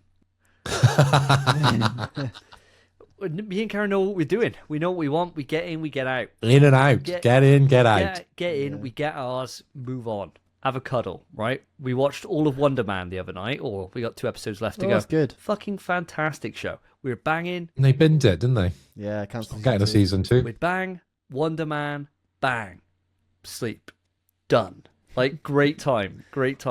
Wonder Man sex sandwich. Yeah, exactly, mate. That's a weird level of kind of like information, isn't just it? putting Right? it out there. We bang, then Wonder Man, then we bang Then again. Exactly. These guys love Wonder Man. It just got us back in the mood, mate. Great show. Yeah, really enjoyed it. Really enjoyed it, mate. Really enjoyed it. But yeah. I suppose it's better than Bake Off, isn't it? Definitely. Okay. Yeah, very true. So it's a hard bang after Bake I Off, can man. imagine. Let me tell you. Even the professionals. I can imagine that's a tough one. That's tough. Yeah. Unless they're making a lot of Dick and Earl or whatever, right? What's that thing called? Is it Dick and Earl? Dick and Toad Hole. in the Hole. That's Hold in the hole. no, there's Spotted Dick. Dick in the hole. Spotted Dick, innit? Spotted I was Dick. supposed Yeah, to make like a it's cake. Spotted Dick reference, and I end up Toad in the Hole. But you know, that would have worked as well. If I committed On a to either bacon show. one, I reckon I could have made that work. But never mind. But yeah, overall, Spence, great list. Just for me personally, nothing here that really stands out. It's going to make me change my gaming habits right now. That's fair enough. Valid. But I can't believe, by the way, aside from this list, the score for Vampire Survivors, what was it, Phil? Do you still have it up? It was like... Yeah, 86. 86 for Vampire Survivors is ridiculous. The game's fun, but it's not 80 fucking 6. All you use is the left stick. There's nothing else in the game. Can't believe that. It's alright. It gets boring after a bit. Fuck, 86. That's what I want to say. Moving on. So, Davey, round to yourself. Give us a fact about yourself, please, mate. Or a little tale. Spin the yarn. Sure. So this is a tale. So this is from my youth. I think I reckon I was about 11, right, when this happened. So I've never had anything really seriously go wrong with me, right? Other than smashing my tooth as a kid. I'll get into that story at some point. I'm sure I've already told it on the podcast before. You guys probably already know. But I remember I was out for a... Sucking too much dick. Yeah, that's exactly what it was. Yeah, that's the danger. You suck too much. It ruins a man. It does, yeah. Teeth just start falling too off. hard. Yeah, I bit down. It just smashed off. Episode 4 Wonder Man, man. Yeah, it was nuts, bro. It's just like bloody hell. I love that one, Phil. So what happened is this story. Me, my dad, and my sister, right, for a bike ride, right, and we were scooting along down this lane, and lo and behold, there was a brick in the center of the footpath, right? And I hadn't seen this brick. I just kind of naturally just gone around it or whatever. But my sister hit this brick, came off her bike, and just went face first onto gravel and slid all of her neck down on gravel, and it had cut her neck like open, so her skin was flopping down and there's blood pissing it everywhere, right? And I was like 10 or 11 at this point. My sister's 3 years younger, so she was 7, 8, something like that. And my dad, I remember my dad saying to me, he was like, my dad, you'd think he'd be quite good in a crisis, but he's really not. He's not that kind of guy. And so he's like flapping. He's like, oh God, I don't know what to do. There's blood everywhere. My sister's like crying, obviously. And I'm crying because it's like, oh fuck, this is horrific, right? This is going to torment me for life. And so my dad's like, stay with the bikes, Matt. Stay with the bikes. I'm going to take your sister back home and we'll get off to the hospital. So I'm there just like in shock, right? Like 11. Just sitting there with these bikes, all this fucking blood everywhere. And then I remember I don't know how long I left it, 20 minutes, something like that. And I just left the bikes, just fucked off home, right? To get home. And I walked through the kitchen and my mum's like, Matt, you all right? Like, where's the bikes? I'm like, I just left them. And my dad's like, why'd you leave the bikes? Like, what the fuck? Why'd you leave the bikes for? Someone could nick the bikes. And my mum's like, Chris, this is the least of the worries, is the fucking bikes or whatever. And I'd be like, I'm sorry, I don't know what I'm doing. And that was it. So me and so I had to walk back down and grab the bikes after, like all crying. Oh, they were still there. They were still there. They were still there. Oh, but there was just lucky. the blood. There was just the brick, the blood, and the bike all together like a murder Triple scene. B. And I'm there carrying, like, moving both these bikes back, like sobbing. And my dad's just shouted at me for leaving the bikes, even though I can imagine, though, if you're walking along, right, and you see 3 bikes and a pool of blood, you'd probably be like, I kind of want a bike, but not that much. Yeah. I wouldn't take the bikes. I would. Yeah, I think I'll leave these ones. I'll nick some other bike. Yeah, yeah. Because there's already blood there. Yeah. Bad times. Bad times. Yeah. I remember I had to just go over to my grandparents' house while they took my sister to hospital and she had to get like all stitched up or whatever. But yeah. Bet you had a nice dinner though, didn't you? Yeah, they looked after. Yeah, Bet they looked right after you. I had loads of ice cream and stuff, and I Ice remember cream, my nan being like, "Don't put Let you drink coffee." She was like, Whoop. "Don't put too much sauce in because it would get too sickly." I was like, "Nothing can get too sickly." I put too much sauce in; it was too sickly. Same day. Learn life the hard way. Don't leave the bikes. Don't put too much sauce in your ice cream, kids. It gets too sickly. And that's my story for you boys. Quick news. So, God of War TV show, obviously we spoke about this for every stage of its development. Well, the next stage has happened. So obviously last time we spoke about this, Ryan Hurst had ripped his bicep during the shoot, which is a horrific injury to actually happen to anyone. And so unfortunately he had to be recast. He has now been recast, and it is Dave Bautista that has been cast in the role of Kratos. So boys, I want to ask you, how do you feel about this news? Do you feel it's better than Ryan Hurst? Even though there was that picture that Ryan Hurst put out recently where he's absolutely shredded fucking wheat that he put out just before, when he put it out for like while they were mid-filming or whatever, and it was much better than the picture that Amazon had put out themselves. Like, so much better. Nobody would have had any complaints whatsoever. He looked fucking shredded up. How do you feel about Dave Bautista taking over? Spence, over to you. Yeah, I think it's a good choice. I would have loved to have seen Ryan Hurst do it, but Dave Bautista's got a good voice, good build when he wants it. He's been skinny lately, but he can get there again, and I reckon he'll get there quick. He's not scared of sticking some stuff in him. I reckon he'll get jacked soon, and he can get enormous for it. And he's used to being all painted up for Drax and stuff as well. Anyway, I reckon he'll do fantastic for it. And I watched Dune 1 last night. What a film. And he's great in that. He's a bit of a bitch in it, but he's great in that. And I just thought, yeah, whilst I was watching him, I thought he's a good actor, actually. He could probably do a good job as Kratos. And I'm excited to see it. And I think the pictures will look better than they did. He looks a bit more like Kratos, doesn't he? Oh, yeah, I don't know. I mean, like, I would completely agree if I hadn't seen that Ryan Hurst picture. Have you seen the one? That I haven't. I'm referencing? going to look it up now. Have a look at it, dude. He's like in the mirror, with like he's got like he's not like all whited up or whatever, but he's got like the tattoo still there, and he's shredded wheat. And I was like, fucking hell, he's in good shape. for this. Like, he looks in, Oh, I see it. Yeah. yeah, he looks fantastic. Like, much better shape. Like, how did Amazon ruin it? Like, the power of lighting, eh? The power of bathroom lighting always goes so stupid hard for like no reason whatsoever. What about yourself, Mr. Hoy? Are you on the same lines as Spence? Yeah, I think it's almost annoyingly obvious to cast Dave Bautista as Kratos.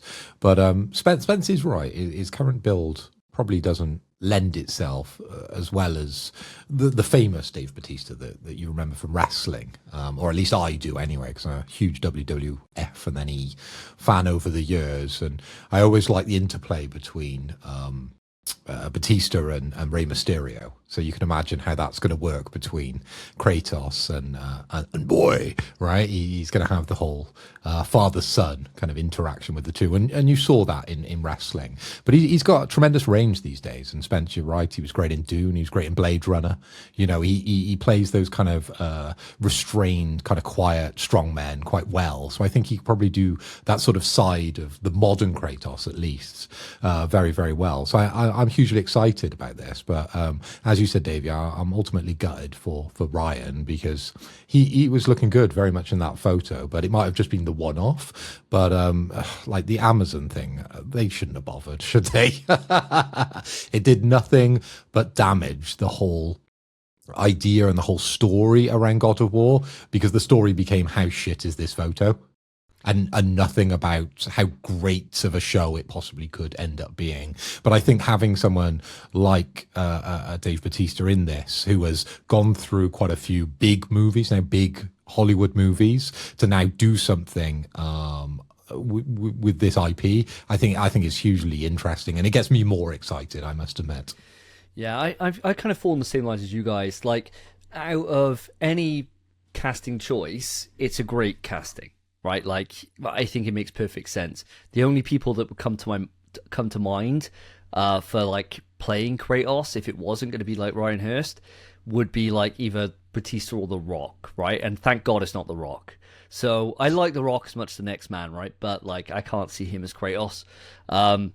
Whereas Dave Bautista, I can. I can envision that. And you're right, Spence. You know, like, the amount of money that they're going to chuck at him buys a lot of trend. You know, the guy can get absolutely fucking built out the wazoo, let alone when you've been training for so many years, you've got so much muscle memory, it'll come back fairly quickly, right? Especially when he's on, you know, all the Hollywood fucking diets, and he'll admit that he's only been taking protein powders and creatine, but he's got into the best shape of his goddamn life. In a week. Yeah, in a few weeks, yeah. But regardless of the fact, I'm looking forward to seeing how it's done and seeing Dave Bautista in it, and I like him as an actor.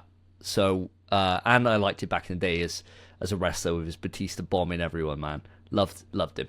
Yeah, oh yeah, one of the best entrances as well. So yeah, I'm really excited.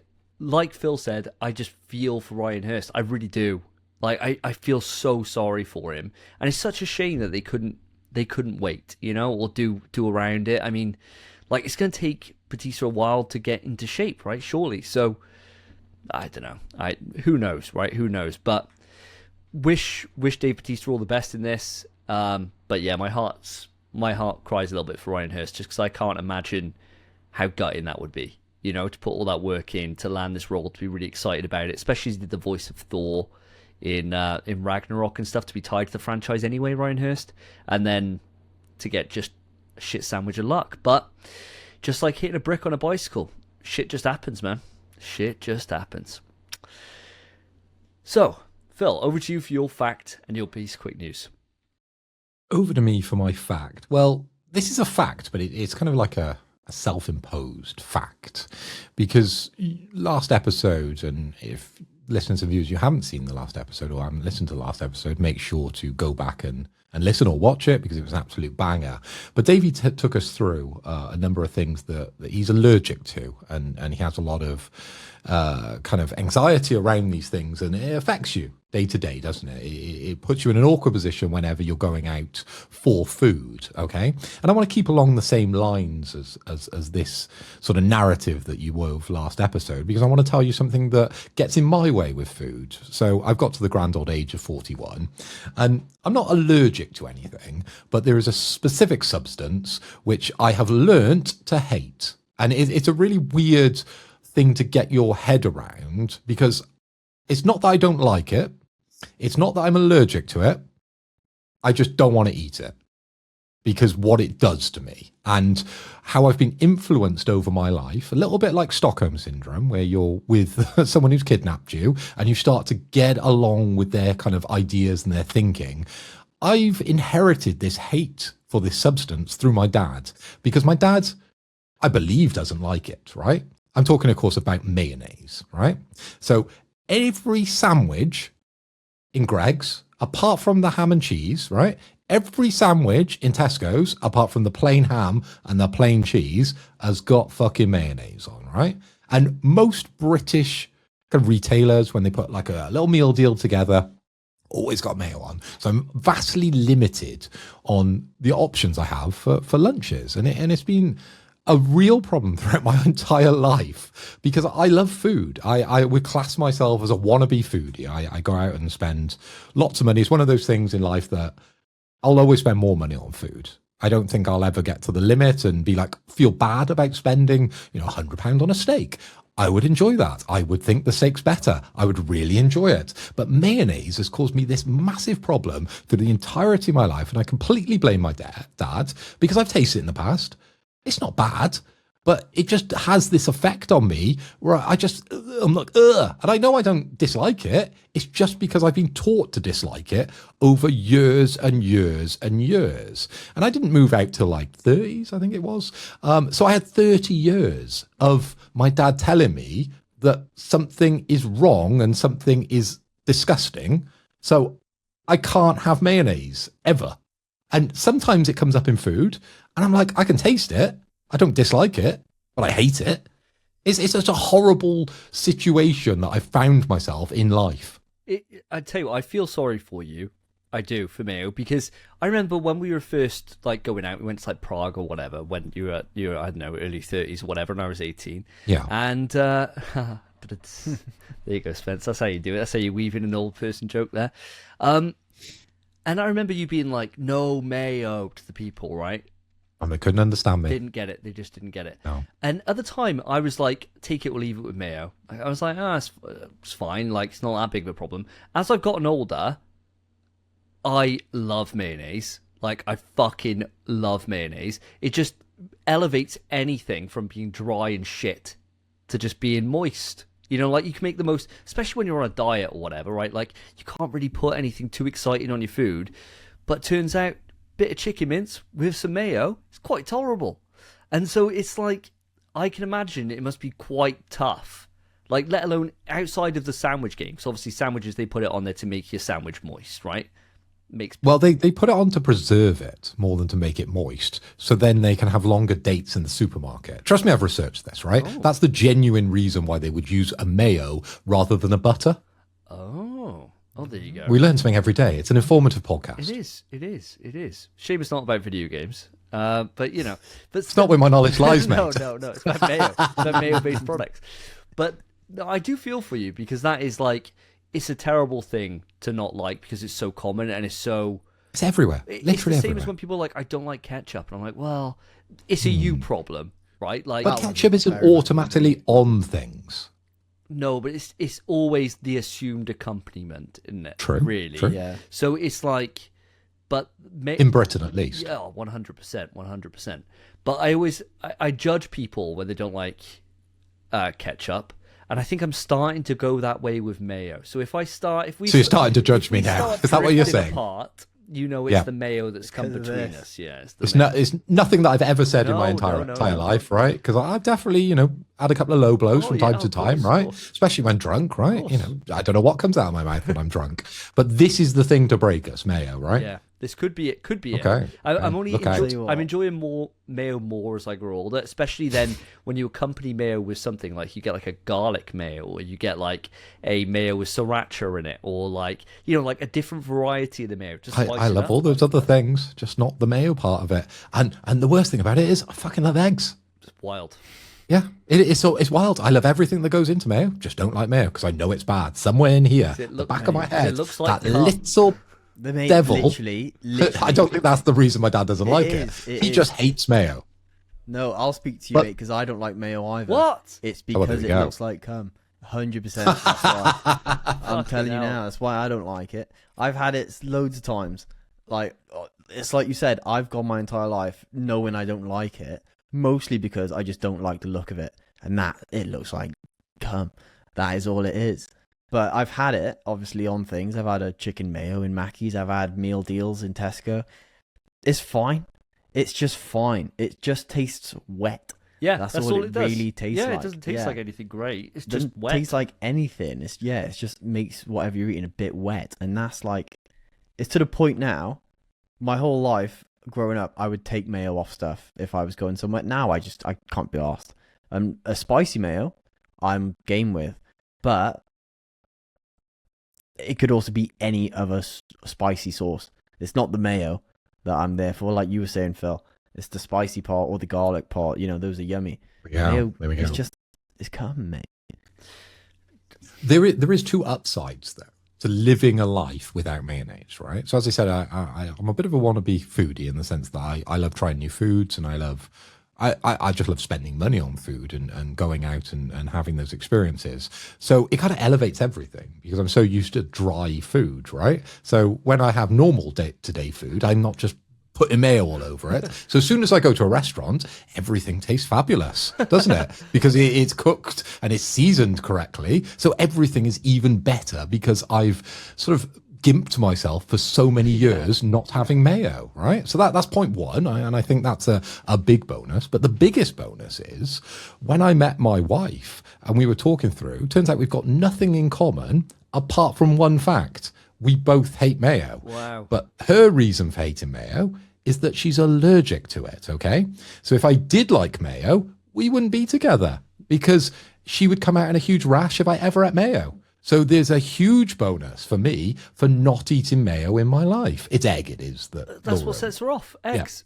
Yeah. What's mayo or eggs? Yeah. Wow. She just really can't have those, right? I think it's the white of the eggs specifically. But anyway, she doesn't like it, and it causes her to have a huge rash. So I even if I did like it and I ate it, forbidden fruit, it'd be terrible. Yeah. So 2 bonuses for not liking mayo. So I think it's done me pretty well, actually, not liking it. That would be the worst case scenario. Would be if you loved mayo and then you couldn't have it because of her, right? Like that would be a sacrifice. When you start to, resent, hate her for it. Yeah, resent her for it. Like, I gotta have this dry sandwich because of you, because of your problem. Love that mayo. Yeah. Oh dear. Quick news. So we've been alluding to it all episode. It's the huge news about Helldivers 2, and we've had a big update, and this is called Devoid of Liberty. Okay, so we got Helldivers, and Spencer introduced this very eloquently in the last quick news that it came out on PS Plus on the 12th of August, which is great. So everyone's got it who's got PS Plus. And this included, as I said, the update to Devoid of Liberty. Okay, so players are now heading in to the Illuminati Void. So as Davey said right at the start, the sort of enemies that we were fighting with the Illuminati has been hugely upgraded. Okay, so there's new missions to destroy Illuminati spires and gateways, which was the mission, Davey, I believe we were on. There's reconnaissance missions as well as infiltrating Illuminati structures. Okay, there's some new enemies. There's the Wrench, which is basically a zombie. The ones that were chasing us, and they look a lot like the necromorphs from Dead Space. I believe that's what they were called. Yeah, they were very scary, weren't they? And those were the little fuckers that kept blowing me up. And then we've also got the Crusher, which is like a huge kind of ogre-like guy with like almost like a helmet. And I was using the bolt pistol to blow his helmet off before, shooting his little peeny head. But he would come along and have like a big club and like sort of hit you. They've expanded the ranks now. So for anyone that got to the top rank in Helldivers previously, they've expanded that now to 300 ranks. And Spence, and you'll really enjoy this one, when you sort of take over an area within Helldivers, a friendly platoon of guards will come along and support your mission. So you almost get allies within the game, but they're computer controlled. So you actually can then overwhelm the odds that are against you. It's not just 4 against the world or the planet of enemies. It's you now, and the computer is on your side as well. They're not that helpful, and to be honest, they do get in the way a little bit. But it's quite interesting when they come along and sort of populate an area, isn't it, Davey? We saw that when we were playing. So very much recommend this because it does change a lot within the game. But we have only had one play session, so I'm sure we'll talk about it more in the future. But great, and it's free. And they got a tank in there now, Spence. They have got a proper tank. And we fucked up immediately. Can't drive it. Terrible at driving it. We're awful. Can't shoot it as well. Yeah. There's like loads of different ways to get into this thing. And I remember saying to Phil, get in the back. And he's like, I'm in the back. And I'm like, you're in the side. And he's just hanging out the top. I'm like, there's a big fucking gun on the back. Get out. And then we're like, we don't know how to switch seats. Yeah. And then we got we were blown so lost, weren't we, when we got in that tank? Yeah. And then immediately got blown out, which we lost. But we got into another vehicle, which was really good, didn't we? Kind of like a long trailer. Yeah, like a giant rig thing, wasn't it? It was that was pretty cool. Sick. So there's a lot more vehicles and variety in the game than when we played it. So I believe we only had walkers and a buggy, maybe, that we had previously. Yeah. But there's loads in this game now, honestly. Yeah, very exciting. And you're right, the Seafa are awesome. When they come down, they're very welcome to see, even though they don't last very long. But that's probably because of us. We're probably shooting them, to be honest. Yeah. To be honest, I think I did as soon as I saw them. I was like, "What the fuck are these?" Like, get off my planet! Just chuck an eagle airstrike straight on them. Yeah, get them for liberty. I'm on your side. Great game. But Spence, obviously we talked about this a little bit, and you've been sort of on the fence a little bit, and you've been saying, I'll come back with you guys to have a bit of a blast. But does anything I've sort of gone through sort of give you a bit more of a push in the right direction towards Helldivers? Yeah, I'll tell you what, it definitely does. It seems like they've done a lot of work. More the introduction of tanks, which isn't even a part of this news, but I didn't know tanks were in it yet. Awesome. That is class. And this seems like they've put a lot of work in. And I imagine quite a few few players have probably come back. And yeah, the Illuminate looks sick. These pictures look great. This whole new concept of going into the void and it being worse the closer you are to the void that fucks up the worlds. Awesome idea. Very, very cool. Yeah, I'm about it. Let's, when we finish Big Walk, let's play. That is the problem, sadly. There's too many things going on at the moment. But we should definitely dive back in. And as I said at the start of the show, if anyone is out there and does want to assist for Liberty, dive into Discord because we'll appreciate any help we can get. So moving back round, Spence, I believe you're next up for your bit of quick news and a fun fact about yourself. Although most of these facts aren't that fun. No, they're going long as well. I know. But I'm enjoying it. I'm learning about you boys. My next bit is actually it's mega interesting, I think, because I can't believe what Davey's was. And I was going to tell this story before you even mentioned yours. Years ago, when I was in year 6. Did you find a bike covered in blood? Wild. I didn't, mate. No, I didn't. That'd be crazy. That'd be mental. No, when I was in year 6, so I was probably 10 or 11. Me and a kid who I used to fucking hate. If you're watching this, mate, I fucking hate you. His name's Emerson.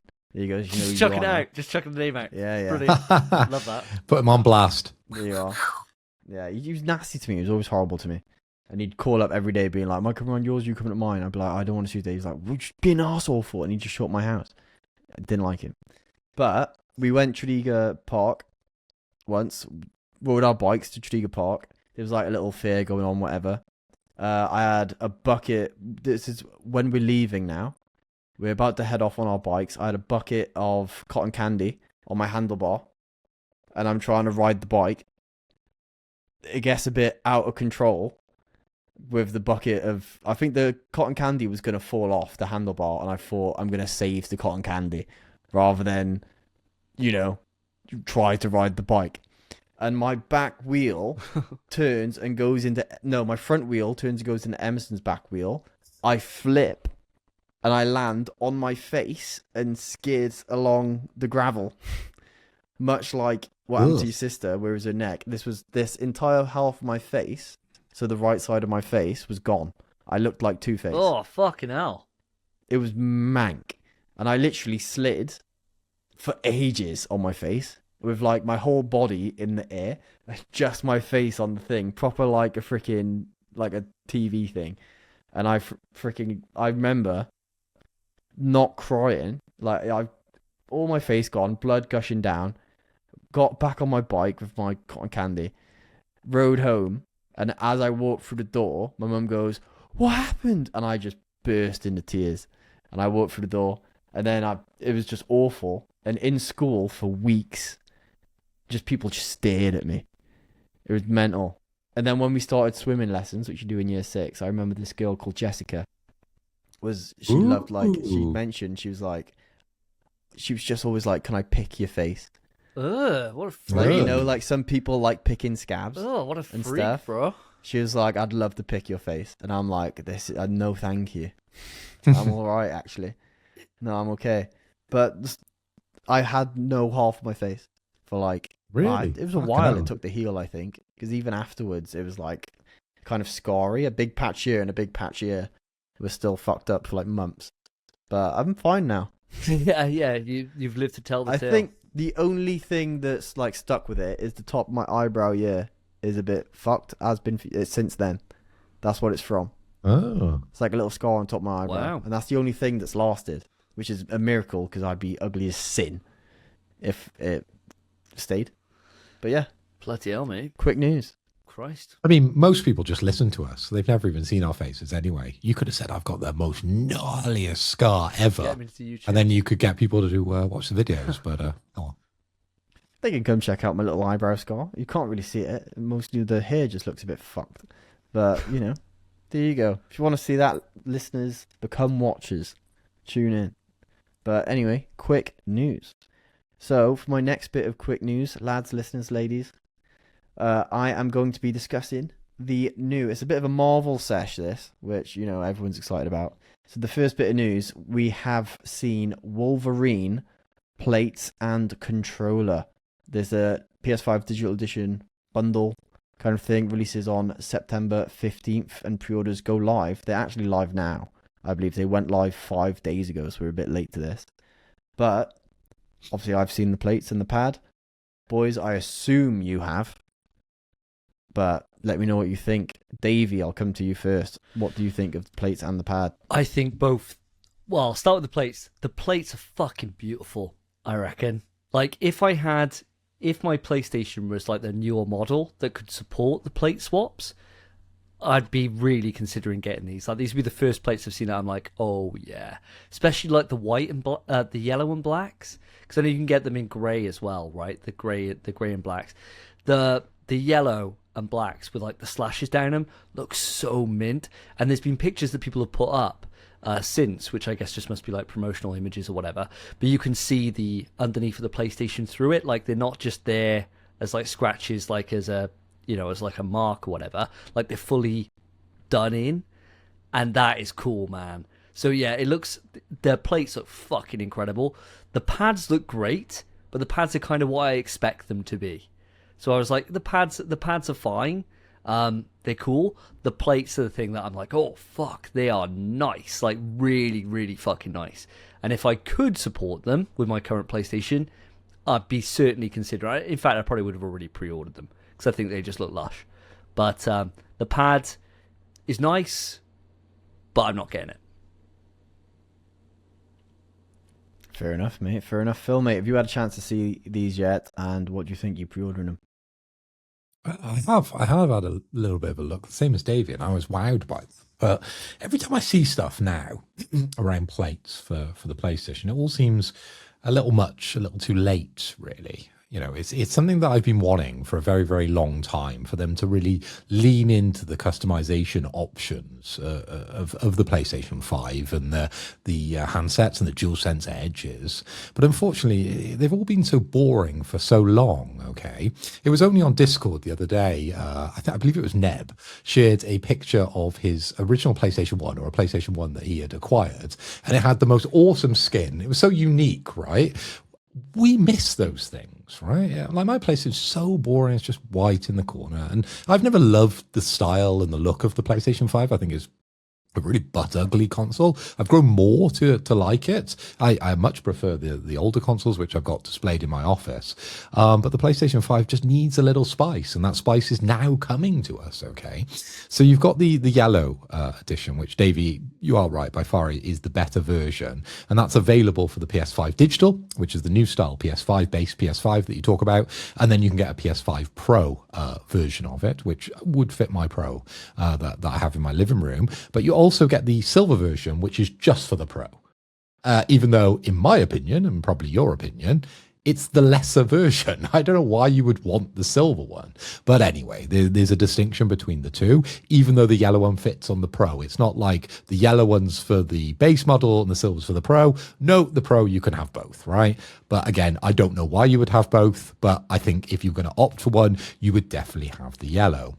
But I know, obviously, discs have been a bit of a topic for quite some time, and they're still raging on Twitter around discs, and we've all gone over our opinions millions of times on this. You don't need us to go into that, but I just wanted to confirm that with the PS5 Pro, there is a disc cover included within these plates, okay? So if you do have the additional disc drive on the PS5 Pro, you can get a yellow disc drive cover, okay? It's not the fancy part of the lovely Wolverine limited edition skin for it, because of course that's on the front, which you would display. Spencer, you're right, pre-orders have been open for sort of 5 days since the 19th of August, and it's launching alongside Wolverine, which is unbelievably perfectly timed, because PlayStation be fucking up with this recently, haven't they?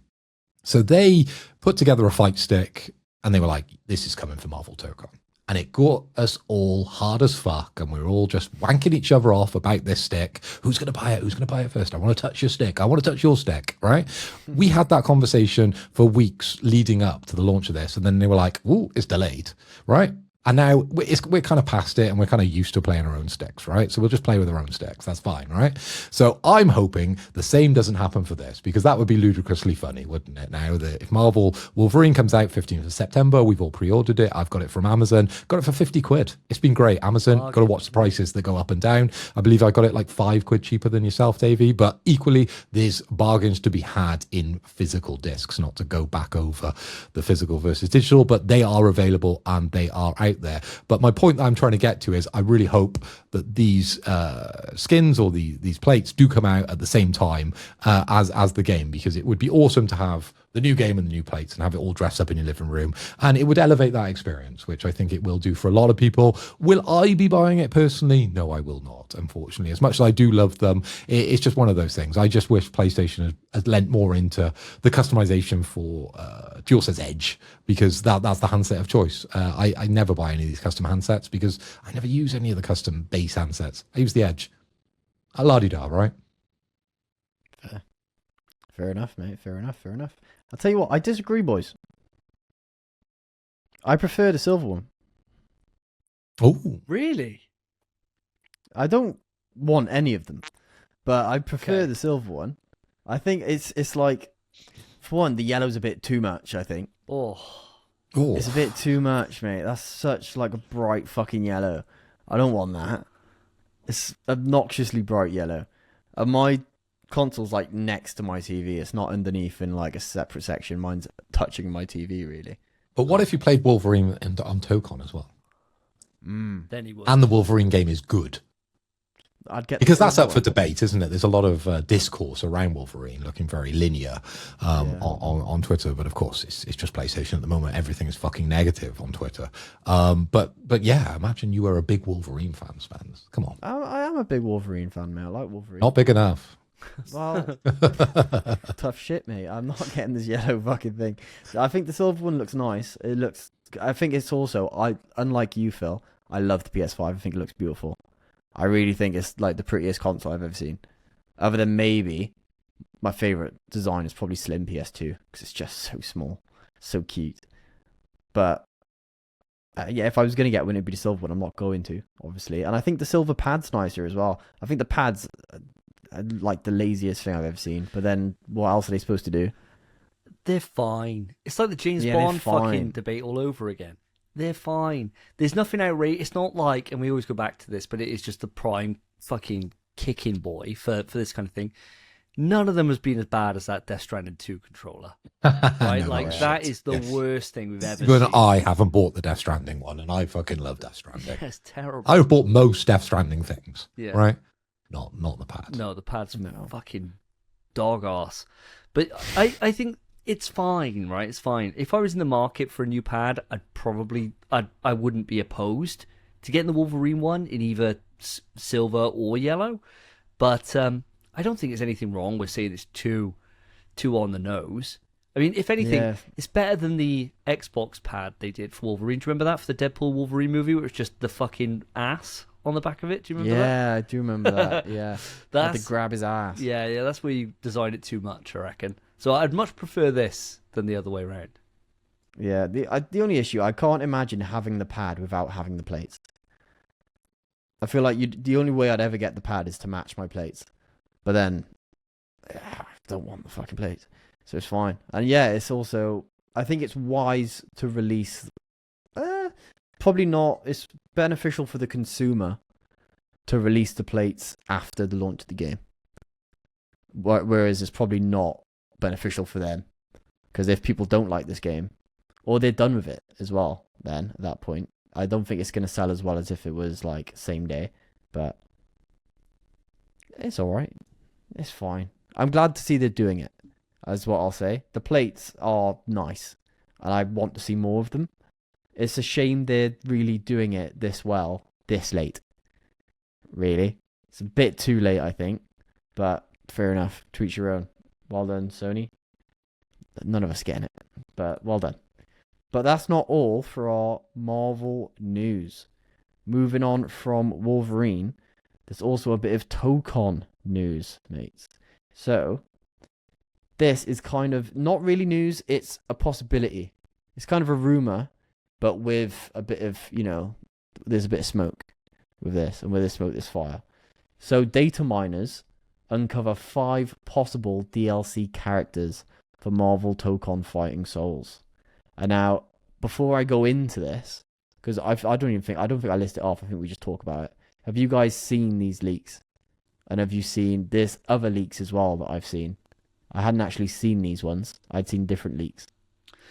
These are the ones that I saw originally, and these are the ones that were reported in a couple of different places when I saw. These are like the big ones, right? And a few different data mining groups have come out and then confirmed that these are in there. But then they've also set expectations to be like, there's a lot of references in the code. It could be anything. And apparently like Cyclops wasn't in, like Phoenix Cyclops wasn't in their data mining stuff. So they're like, so it could be anything, could be some kind of handovers. That's But what I saw. Yeah. I got an interesting little nugget for this. It will spoil a character that's in this, but do you want to hear this anyway? Yeah, carry on. Fuck it, mate, yeah. So I said to Karen, right, when I was about to watch Rufalmonger, who I watch, look, he's my favorite FGC guy, outside of Max. But Rufalmonger does like the kind of deep down guides into games, and he's fantastic. I think he won FGC YouTuber of the Year last year, right? Like, fucking incredible guy. He had a video thumbnail which was like 5 characters leaked for Tokon or whatever. And I said to Karen, who would you want to see if you could have anyone? And she was like, Wasp. And I was like, fuck, Wasp? I was like, there's no way. Wasp. And then I opened the thing and it's like, Wasp. And she was like, oh, she was like popping off. She was like, oh, Wasp, no way. I can't believe I guessed it. And I was like, what the hell? So yeah, that spoils one that I didn't see coming. But the more I think about it, the more I think it bangs. The more time I had to sit on it, on Wasp potentially being there, the more I'm like, actually, I remember how they did the Atom in Injustice 2. And that character is fucking cool. right? Dickhead to fight against, but really fucking cool. They could do some cool ass shit with the Wasp. So that's my little piece. Sorry. That's alright. No need for apologies, mate. I enjoyed your little piece, mate. Very sweet. Nice little story. Yeah, this isn't what I saw. I'll quickly say what I saw, and then Phil, I'll come to you for what you think of this, and we can just say the characters if you want. It's not. Let's talk about them in a flow rather than list them off. But what I saw was someone data mined and saw each of the Fantastic Four. Was what I saw. So there was Invisible Woman, Human Torch, Mr. Fantastic, the Thing. But then again, they caveated that by saying, "But we didn't see anything for Phoenix Cyclops." And also, the Fantastic Four, you do see them in like comic strips or cutscenes or in the backgrounds of, stages or stories or parts of the game. So there's no actual evidence it is, but then who knows? And I think this is the same thing, really. It's just different characters. There's probably so many characters in that code, but who knows? But that's what I saw. Phil, have you been seeing these leaks? Have you seen this specific one? And what do you think of it? Yeah, I've read the doc. I saw these and I got very, very excited. But the thing that I noticed is these are all very plain Janes, all right? These are all just the characters. And if we didn't have Phoenix Cyclops, that amalgamation of two characters mashed together, coming out as the first character within Wave 1, I would have been along the ride for these characters coming out, but there's nothing there that is super interesting, right? I think these characters are cool, right? And it'd be great to have them in there, but they're not like Venom Gambit, are they? Right? They are just Gambit. Doesn't excite me as much, I think. I thought the first season would all be kind of different characters, right, that you weren't expecting, because Tokon has a lot of those throughout it, that they are sort of deep cuts. I think looking at this list, for me, these are all characters we've seen recently in the MCU, be that movies, be that the TV series with Daredevil. So they're pretty all obvious ones for me. There's nothing that stands out that I'm like, whoa, oh my God, how have they put Nimrod in here, right? It's not that. These are just base characters that you probably expect to be in there. I'll tell you what, mate, I completely understand what you mean. It feels like it'd be more exciting if these were the characters and then the final one was Phoenix Cyclops. Do you know what I mean? Exactly. Yeah. Yeah, that'd be really cool. But then also, I'm like thinking, looking at these characters, what's Daredevil gonna do if they put Daredevil in there? Because he's obviously one of these. Is Super? What's he doing? Daredevil. Mate, I'm telling you, Daredevil's going to be annoying as fuck, because he'll have those like nunchuck batons that that he'll be able to ricochet like Captain America's shield. It'd be like that, Yeah, but probably. more annoying. I just got a feeling it'd be more annoying, and it'd have definitely have a grapple. He'll have the range with them, won't he? Yeah, he'll have range and up close. I reckon you do and some sort of parry. He'll be able to predict things. You could do loads with this cast of characters, and the thing is, right, like, I wouldn't get in your own head about the fact that Cyclops is an amalgamation. I think that they were probably thinking to themselves, right, with Cyclops, we can add him in, but what's he going to do? We've already got Danger in there, who shoots beams. We got to find something that we can do with it. They go back into the comic well. They find a fucking fantastic run that has an absolutely bust-ass version of Cyclops and think, that's how we bring Cyclops in. We can put our own spin on him. Obviously, with Cyclops, he's so tied into Marvel vs. Capcom. He was the face of, like, all MVC fighting up until 3, right? Like, for all of the X-Men versus Street Fighters and everything, it was all Cyclops was the boy that was with Ryu, right? All the way through. You have to do something to differentiate him. Whereas a lot of these characters, they may have had, like, an odd moment. Like, Doctor Strange was in UMVC 3, right? And Gambit was in like the old X-Men versus Street Fighters and MVC 1 and 2. But you can do whatever with these guys, right? And give them their own fresh thing to make them feel cool. I wouldn't start thinking they're going to go amalgamations of everything. I don't think everything needs to be like dead version of Gambit, or like you were saying, like Dead Vision. Yeah, like Apocalypse Gambit, or fucking Doctor Strange with the Carnage suit on, or some random shit. I don't think you need to do that, right? Like Third Eye, right? Yeah. Third Eye, yeah, Strange. You don't need to do those kind of things. I do agree with you boys, though. It feels obvious in a way when you look over the list. I think, should we go through the list? Do you mind if I reel them off? Just get them out there. So the list itself is Doctor Strange, Wasp, Gambit, The Thing, and Daredevil. But I'm telling you, I will pop off to see any of these characters other than Doctor Strange. Right? Like Doctor Strange, I'm not really too bothered about Doctor Strange, even though I think he'll be cool in the fucking game. Anyone else, I'll be over the moon to see how they do. Because the thing about Tokon is that even somebody who's like a basic ass bitch, right? Like Captain America, they've made him interested in the game.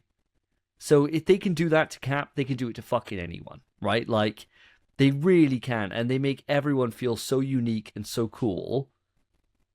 I have faith with whoever they're going to bring out. I'm just very excited to see who that next character is going to be, and to see a bit more of fucking Phoenix Cyclops, baby. I'm really looking forward to their take on these characters, and that's the element I like, because Arc System works. For the majority of the characters, they've gone non kind of standard. There's almost like an anime kind of aspect to them, isn't there? You know, you look at Iron Man and it's basically a Gundam, right? It has that very heavy Japanese influence, that flair from Japan that sort of influences these characters. Okay, there are a few characters which look a bit plain and they probably could have done a little more with, and there's some characters they've gone in a sort of strange direction with, but a lot of them, they've got that like twist on them, haven't they? So if they are going out with the Gambit, what are they going to make him do to look a bit more Japanese style? What are they going to do with the Thing other than just put pants on him, right? They're going to have to do something like the Hulk, right? They jazzed him right up, right? Some people really fucking hate that design, by the way, but they made Hulk look different. What are they going to do with the Thing? The Thing's very similar to the Hulk in the sense of his power. He's a big, strong guy, right? But what are they going to do? They're going to put him in a suit, or they're going to put him in pants, right? I tell you what they do. I reckon this is what they do, and I think this would go hard. There's a comic where they find out the Thing is able to turn human for a week every year. And there's a thing about him, the thing, fucking hell, is he doesn't age when he's stoned up. So they end up traveling through time to see how long Ben Grimm lives. And by the end, he's like this wise man with a massive stone beard and like robe and stuff. And he's like sick. He's just awesome. It's a great design.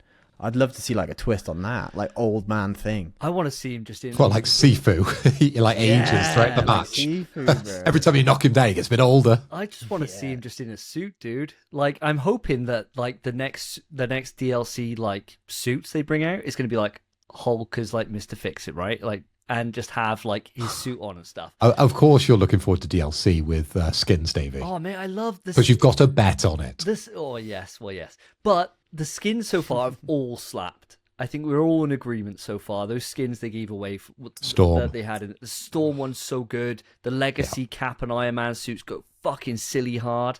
Like, they're all so good. So do whatever, man, and then just sell me the skins, because I'm gonna be a sucker and buy them because they're all so fucking cool so far. Yeah, I think I will too. The only one I don't like is the Doom one. But yeah, the Doom one's yeah. Doom one's not the coolest. It's fine. No. It's just like, what the fuck's that? It's just weird. But I'll say the last thing I'll say about this anyway. The only thing that worries me, and why any of us are even talking about this as if it's true, is crazy. It literally said at the bottom, subject to change. What do you mean? Yeah. Kind of sums our podcast up, really. Love that. Yeah. Subject to change? It shouldn't be. Yeah. What's that about? Yeah, it's a great get out of jail free card, that, isn't it? For a rumour. Yeah. Subject to change this. This is what I've heard right now, but could change. Yeah. Shouldn't change. We should just do that. It should have been the whole freaking next 5 years should probably be planned. I think, really. Subject to change. We should just... What the fuck are you on about? We should just do this. We should just make up something, put it as like a YouTube short, whatever, and then just put a little thing on the bottom with a little star, subject to change. Yeah, this is bullshit, by the way. Yeah. Fake news. Yeah. 1 million views. Yeah.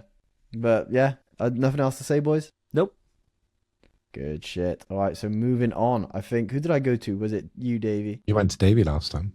Hell yeah, take it away, mate. Tell us a bit about yourself. Right, well, as we're on the subject of bike injuries, right, this seems to be the thing that's coming up. I'll go through one that I had, and it's something that I think all of us can relate to at some time in our life, right? I think this is something that's going to echo across, and anyone listening to this be like, yeah, same thing happened to me. So I remember I was doing I think I was doing a paper round at the time, or I was just coming back from somewhere on my bike. But I was about 16, around about there, and cruising on my bike, and there was these hot girls that were walking down, and right next to my parents' house, there's like this tree which has like its roots exposed, and people like used it as a little jump, like a little ramp that you could like jump over. And I thought, I'm gonna do a fucking sick trick on a mountain bike here, right? And yeah, well, you can tell where this is going. You can tell where this is going. Anyway, fucking jumped and just fucked it in the air, and the bike slammed down, and the handle went into my side, like actually stabbed into like my lower abdomen here, and I was just on the ground with it in me, and these girls were like, "Are you all right?" And I was like, yeah, absolutely fine, like totally winded, right, fucked. And I was like, yeah, absolutely fine.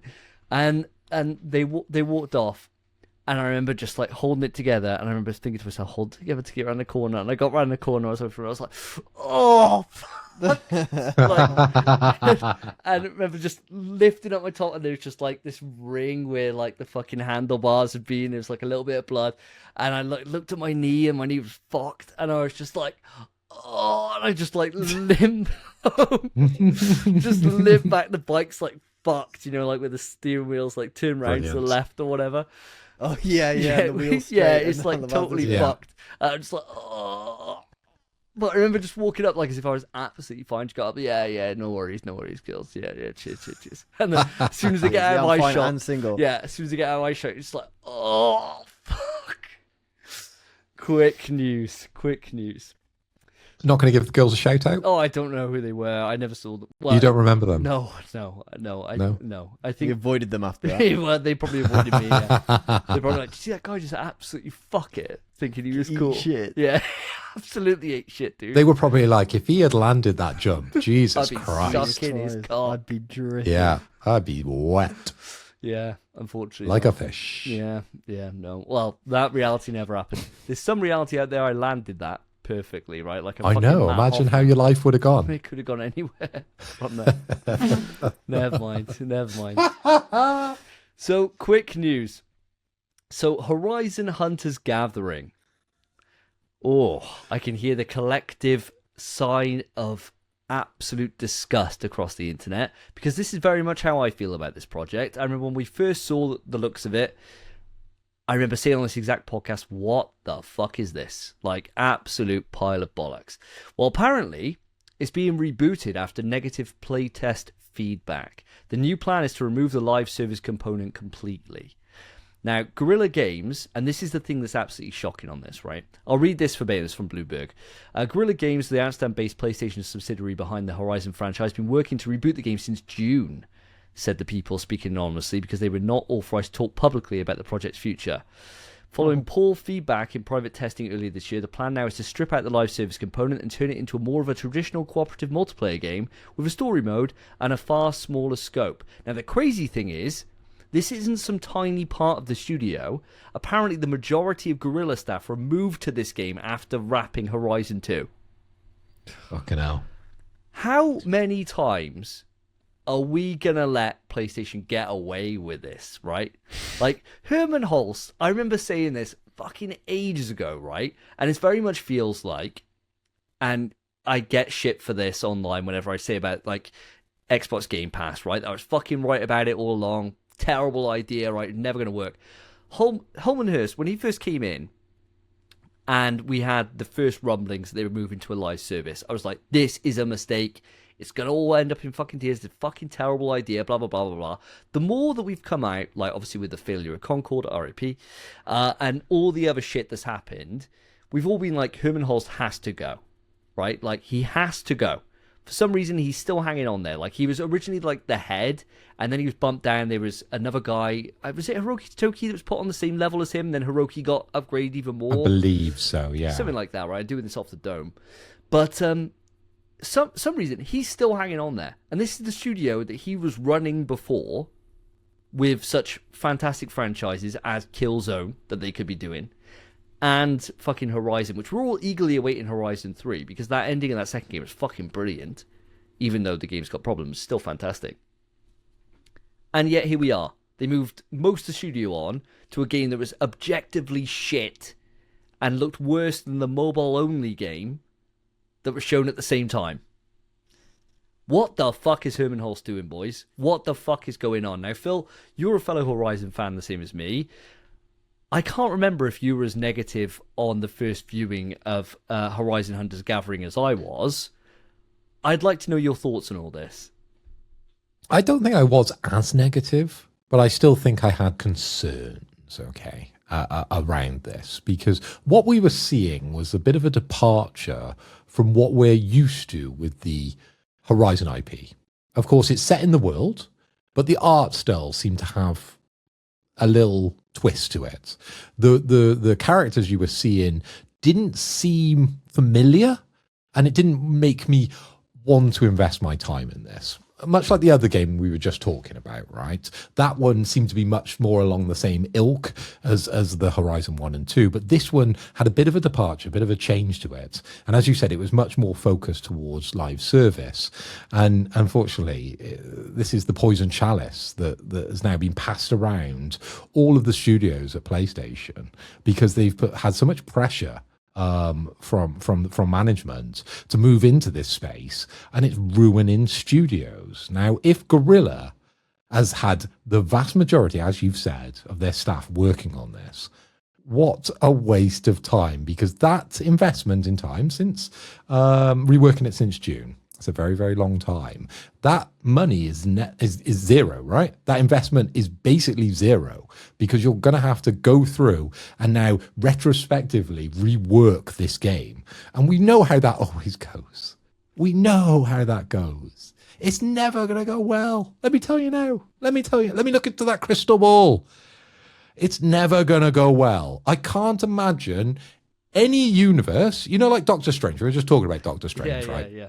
He can travel through how many universes? He goes through them all, right? And you see his hands going, trying to work out how they could save the world from Thanos, right? I'm doing the same for Gurilla here. And I can't see a single one. No. It just isn't going to happen. Bin it, boys. Move on. You've learnt your lesson. Move away from live service. Let's get Horizon 3. Fucking insane. To think, 4 years since Forbidden West came out, and apparently, according to Bloomberg, a tiny team has been plotting out the next single-player Horizon game, but it remains years away from completion. Fuck are they doing? What the fuck is Herman Hulst doing? I'm putting it all on his fault, man. All on his fault. He's fucked this generation from being what it could have been. And this was his studio, as you said. Yes, his so baby he knew what they were capable of. Yep.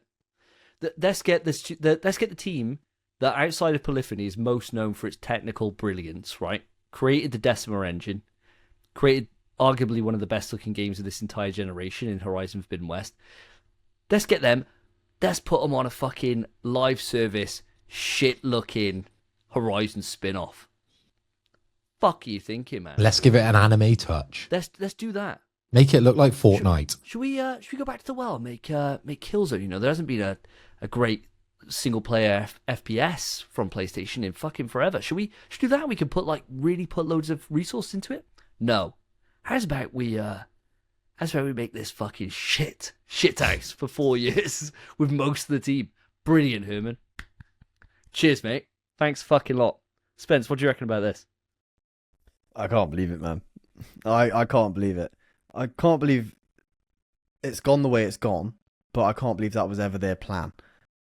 And the big news here isn't that it's, being rebooted, because it didn't look good. It should be rebooted. I'm not surprised.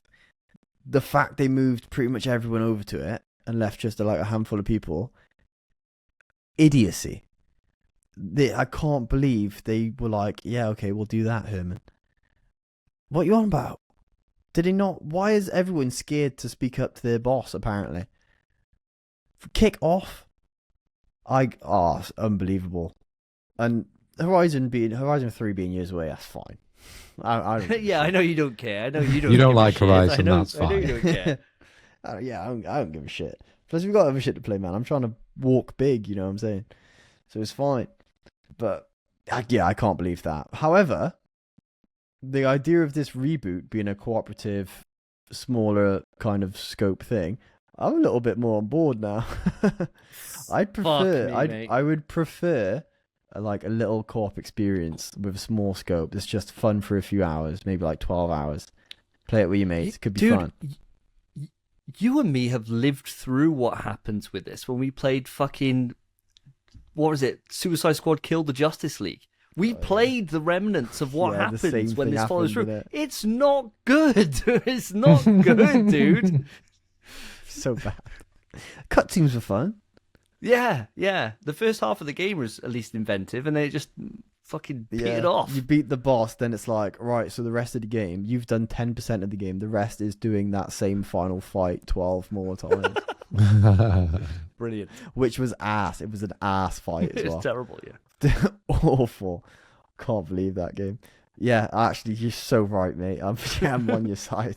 You've completely turned to me with that one thing, being like Suicide Squad. Oh yeah, Yeah. Yeah, This is you're what right. happens. This is My what fault. Phil sees in his fucking infinite dimensions, bro. It's gonna be Suicide Squad, but worse. Because at least Suicide Squad looked pretty. yeah, it did. Yeah, look great. Yeah, it looked great. Yeah. Yeah, and the traversal was fun. Yeah, you're right. This is just bad, man. Oh, fucking Sony, bro. It's a shame that I'll never go Xbox because No. Sony are letting me down. Yeah, it's just the bigger question here is how can they continue to just drop the ball all generation, right? And yet still Xbox haven't hit a home run. It's crazy. It's mental. It makes no fucking sense, man. My God, Nintendo, I'm praying you drop Smash. No, Please release a new Smash. Save me from all this. Jesus. So much shit going on. That's all I need. I'll be saved. Ugh. Unless it's shit. But yeah, I can't believe it. Microtransactions in the next Smash, man. Yeah, great. Fuck's sake. Yeah. Yeah. Moving on then. Phil. Moving on. Okay, so I introduced you to a self-imposed allergy or avoidance of a food substance, which was very influenced by my dad. But I have something else in my life which I choose to stay away from, and I'm not 100% sure you guys fully know about this one, but I'm going to leave myself a little vulnerable here because you could use this at any time, and I'll explain what happens to me. Okay, so this substance, when someone touches this substance, I get the same reaction, right? And I don't know if anyone else in the entire world has this reaction the same way I do to this certain substance, right? It's like when someone scratches a chalkboard, right? You have this kind of feeling of like dry teeth. You know, like you're sucking your teeth because you're like, ugh, because you just hate the sounds and the feeling of that texture. Yeah, okay? I'm with you. Now, I've got that for a very common material that is found in every household and it's found in every kitchen. Okay? So I do not like kitchen towel. What you mean, like paper towel? The disposable towel, Oh, paper. Yeah, kitchen roll. the kitchen roll towel, right? I despise this stuff. I cannot touch this dry, right? Wet's totally fine, right? Get it wet, fine, right? Not a problem, right? I can mop things up once it's wet, not a problem, can touch it. But when it's dry, the sound of it makes my teeth curl. What sound? I fucking hate the sound of the paper towel, okay? I get it to a certain extent with tissue, which can be a little awkward when you're in the toilet and you need to wipe your ass. I just some sound of that just really makes my teeth curl. And I've only known it that I've got this, and I haven't got an explanation of why I've got this because I can't blame it on my father or anyone else. But there's just something about it I just very dislike. Okay, and like there has been times where I've touched it and it's been fine, but sometimes. And it's usually the majority of the time when I see other people use it, I just like, ugh. And I've got to walk out the room because I just very much dislike the towel sound. Yeah. So as soon as like Laura's in the kitchen, she's like, I need to mop something up. I will naturally walk out the room because I just don't like the sound of the paper towel rubbing against each other when it's dry. It's so specific and it doesn't happen that often. Yes, Davey, question. I got multiple. Go on. First question. When you're drunk, does it not bother you? Because I've used loads of kitchen towel whenever we're spilling shit. Yeah. We spill shit every single bit quiz. It's definitely like a me conscious thing, right? Okay. And I just dislike it. Like as I said, when it's wet, it's not a problem, right? So if you come down and just wet it, that wouldn't have been a problem for me. But it's the rubbing of it together What? that I dislike. So it's kitchen roll on kitchen roll. Yeah, When does that happen? exactly. It doesn't Never. happen very often. Never. But say you pick up a kitchen roll and you go to tear a sheet off and you're rubbing it.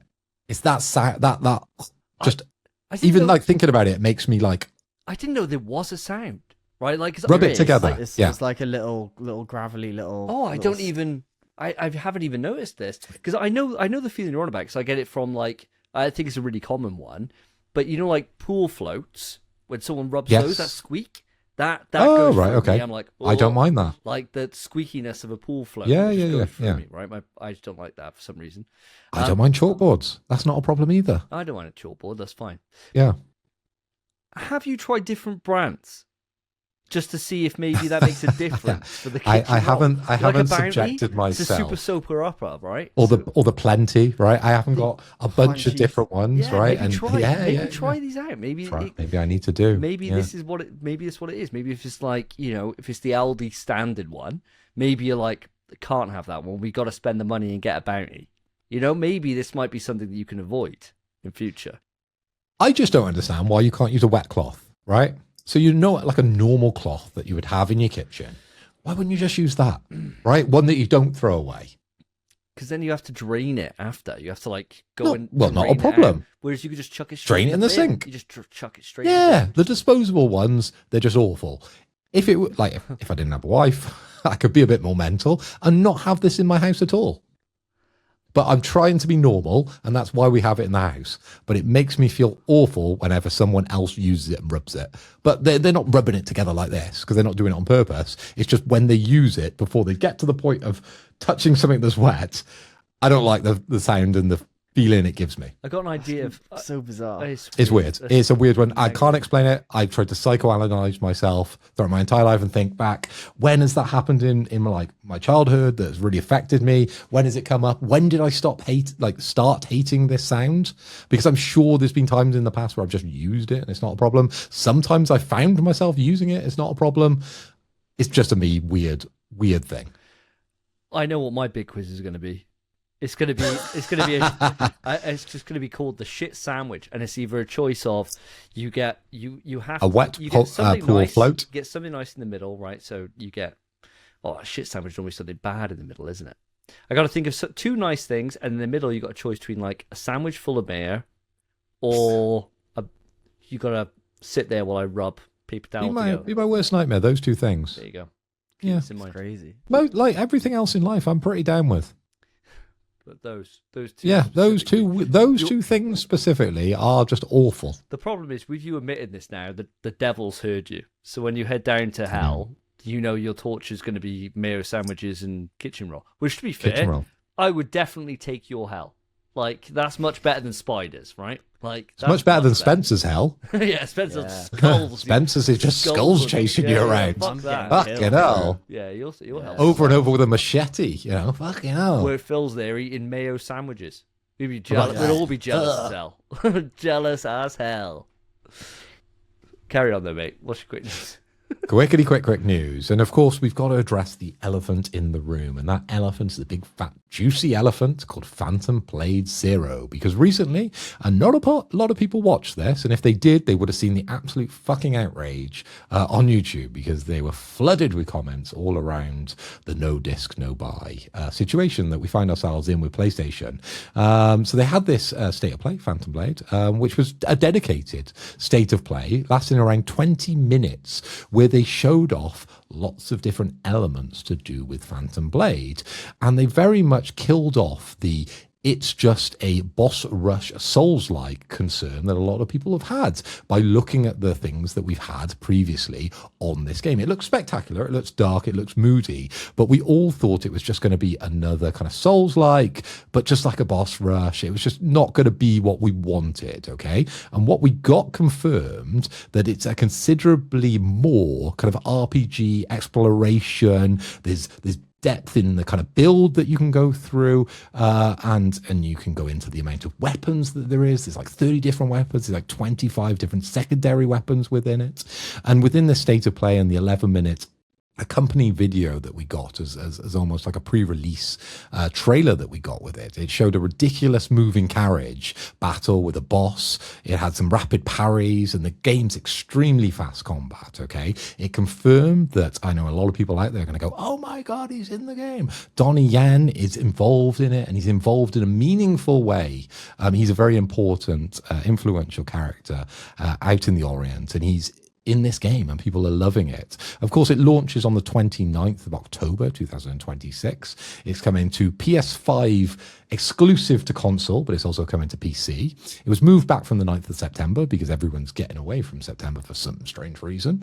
But the one thing that is concerning me is the no disc, no buy. And I've floated around this conversation with much of the quick news and previous what we've talked about. But this one, there's always a big question mark about, is this going to be only digital, or is this going to have a physical release? I've seen a lot of people going out there, and I've seen lots of screenshots where they're like, yeah, there's a really obscure shop that has a physical release, but is it real? Is it just made up? I don't know. Is it just fuel for the fire? Because a lot of the things that influence me, these two gentlemen on the podcast, and then of course what I see on Twitter. So I can't confirm if there is a physical release, but that's what I would be looking forward to with this game, because it does look stunning. Now, Spence, I want to come over to yourself. Is this a game you are interested in? And did you see the state of play? Did you review it? Did you see the 11-minute sort of pre-release trailer of the game? Because it looked fucking stunning. I did not, mate. No, I've not been on Twitter or anywhere. I didn't know this really. I think we talked about it briefly maybe in the chat, but other than that, I didn't really check about this tour. Didn't really know it even happened. Cool though. I'm not gonna check it out. No, you're not interested. This I thought would be up your alley. It's very like Souls-like, but Devil May Cry inspired, I feel. Oh, maybe. Especially when I'm looking at the combat. It looks mental. This is definitely a game for you, dude. Like, I know you're dabbling with Sekiro at the moment, but this is Sekiro with Devil May Cry, man. And it looks like Bloodborne. Like, it's loads of elements that you should love. It's fucking cool. Like, to just get in there quick. Yes, I watched it. I watched the 11-minute video, and then I was ready for the state of play. So the state of play, we didn't do reacts. It was like stupid o'clock in the morning for us. But I watched it that night. I watched it with Karen. I was blown away by it, man. I think, I've been following this game for a long time. I remember having it on when we did our fantasy draft of last year. I had it on there. So I was so far out from when it was actually coming out. I'm 100% in for this day one. It looks superb. The thing that kind of put me off a little bit, actually, was the amount of weapon customization.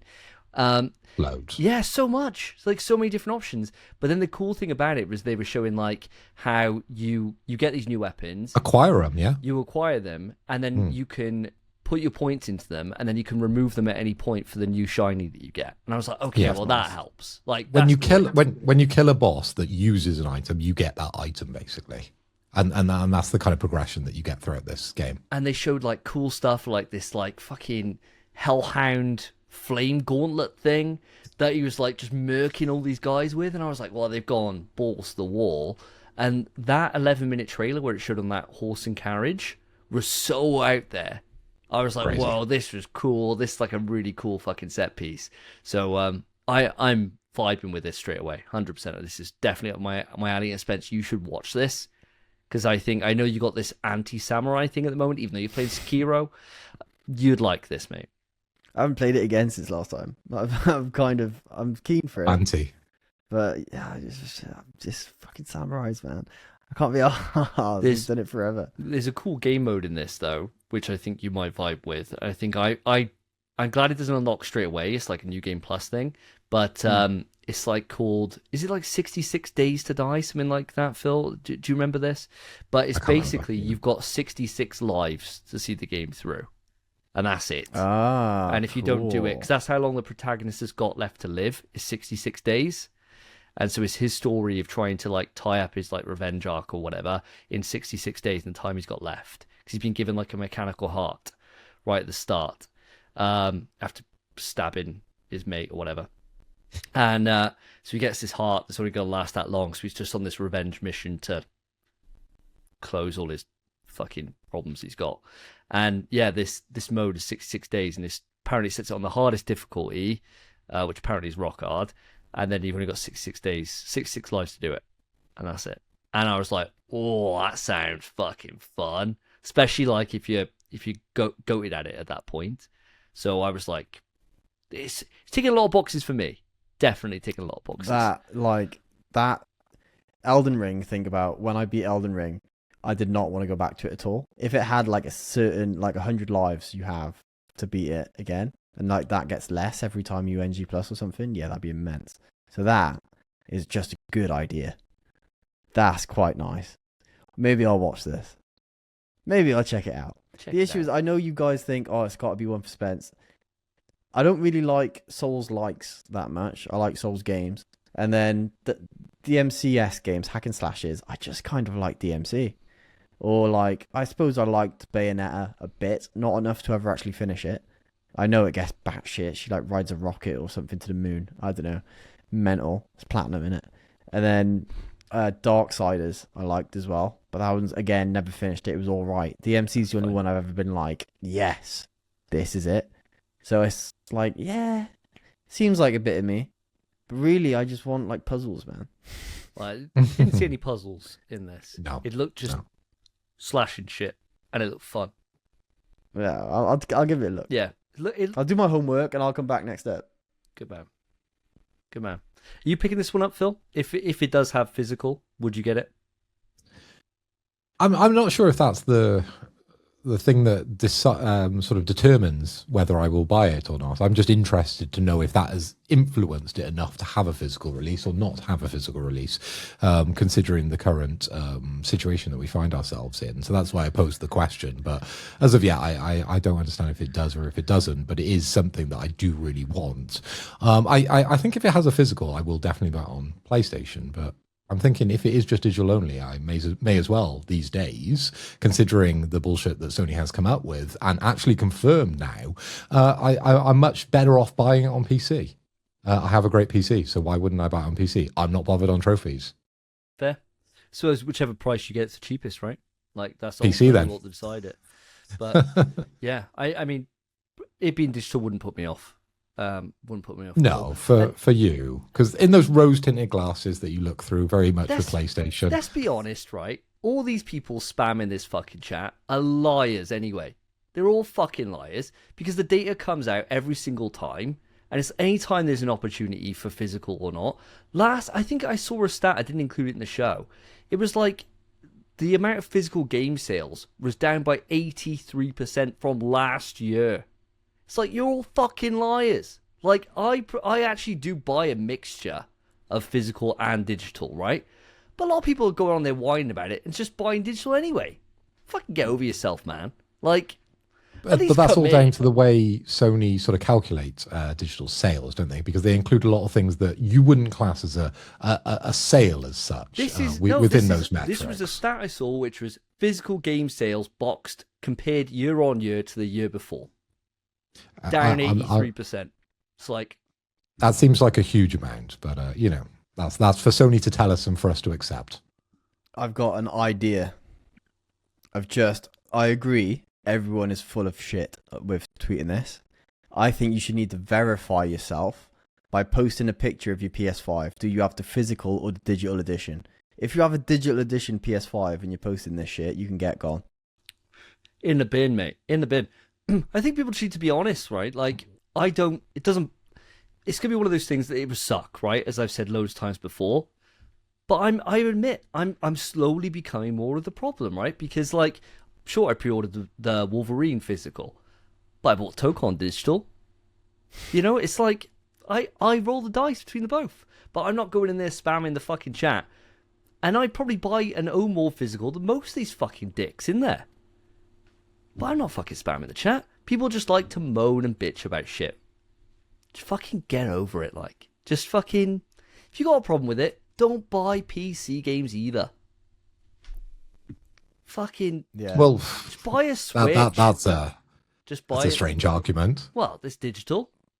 PC stopped. Yeah, but it's not purely because it's digital, and you obviously argued the other side of this conversation last episode, right? I just hate people who just, like... I get what you're trying to say. Yeah, I just hate. But the when justification seems to be slightly off there. you know what I'm saying though? I'm saying that basically just if you've got a problem with it, then fine, right? But like you can't. People got to hold a mirror up to themselves, right? And if they've been buying nothing but digital for a long period of time, you've been part of the problem. Like, don't then all of a sudden just kick off when they decide to bin it off, right? Like, there's definitely those people out there, but a lot of the people that are tweeting at the moment, and probably I see a lot more than anyone else here because I'm constantly on Twitter.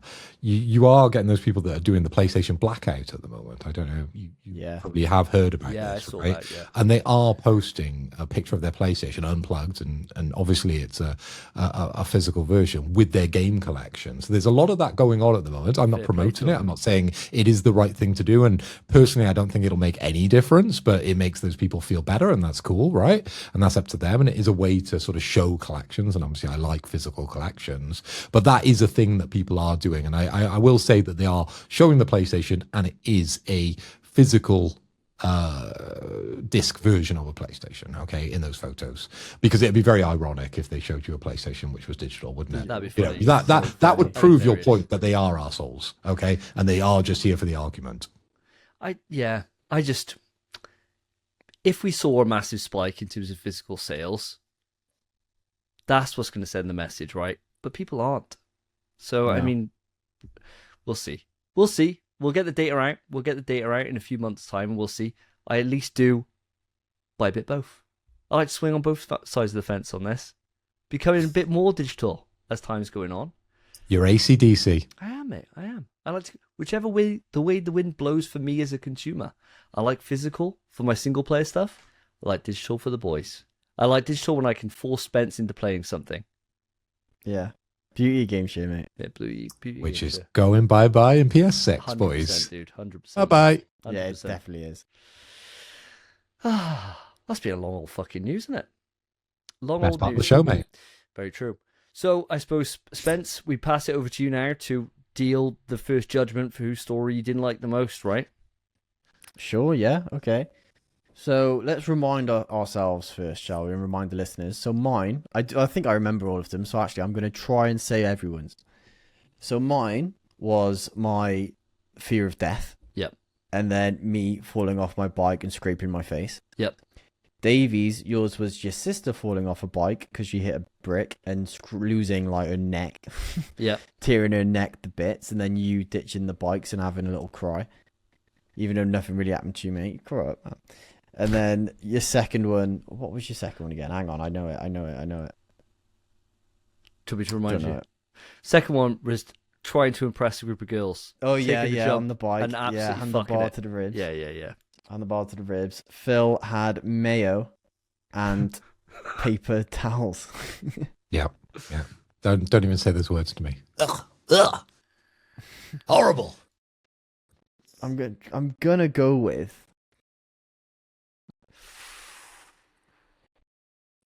I'm sorry, Phil. I'm gonna go with mayo. I was thinking of going the bike jump because really it never would have impressed them anyway. But this is something we've all done, right? That's why I was going with it. It's something we've all done. But then the mayo, I'm thinking I've lived most of my life not having mayo. And now I'm just like, who cares? Just eat some mayo. It's fine. If it's on there, it's not going to stop me buying anything anymore. You know? So for me, where I've moved past the mayo hate, I'm going to vote for the mayo, mate. Fair enough. Me next? Yes, yeah. I think what would always make it interesting would be whoever gets voted against next gets to put the argument in the other way. Because there's only one way this is going to go. This is only if you go against Spencer. Because if you go against me, I'm fucking you over anyway. But just out of principle. But so really, you gotta find a. You're forcing the hand there, aren't you? This is the way it's gonna go, right? This one makes it He's interesting. going to go against the king, bro. So the way I'm reading the tea leaves here is that Davey's story, I think your first story was interesting, but it is just about your sister, right? But then it's the trauma that came afterwards, wasn't it? That really, got me along the lines of, feeling for you during that introduction to your childhood, really, and understanding that, wow, your dad cares more about the bikes than he does you. Yeah. Which is absolutely brilliant. But good job he did care about those bikes, because it is a way to impress girls. Yeah. And to be honest, that was the funniest story out of the lot of them. So that's what I was thinking about when you were telling your stories. And then with Spence, your first story, what was it? To do with Fear of death. fear of The death, skull which bite, is crazy, right? And I think everyone has definitely a fear of death. I don't think there is many people out there that doesn't, right?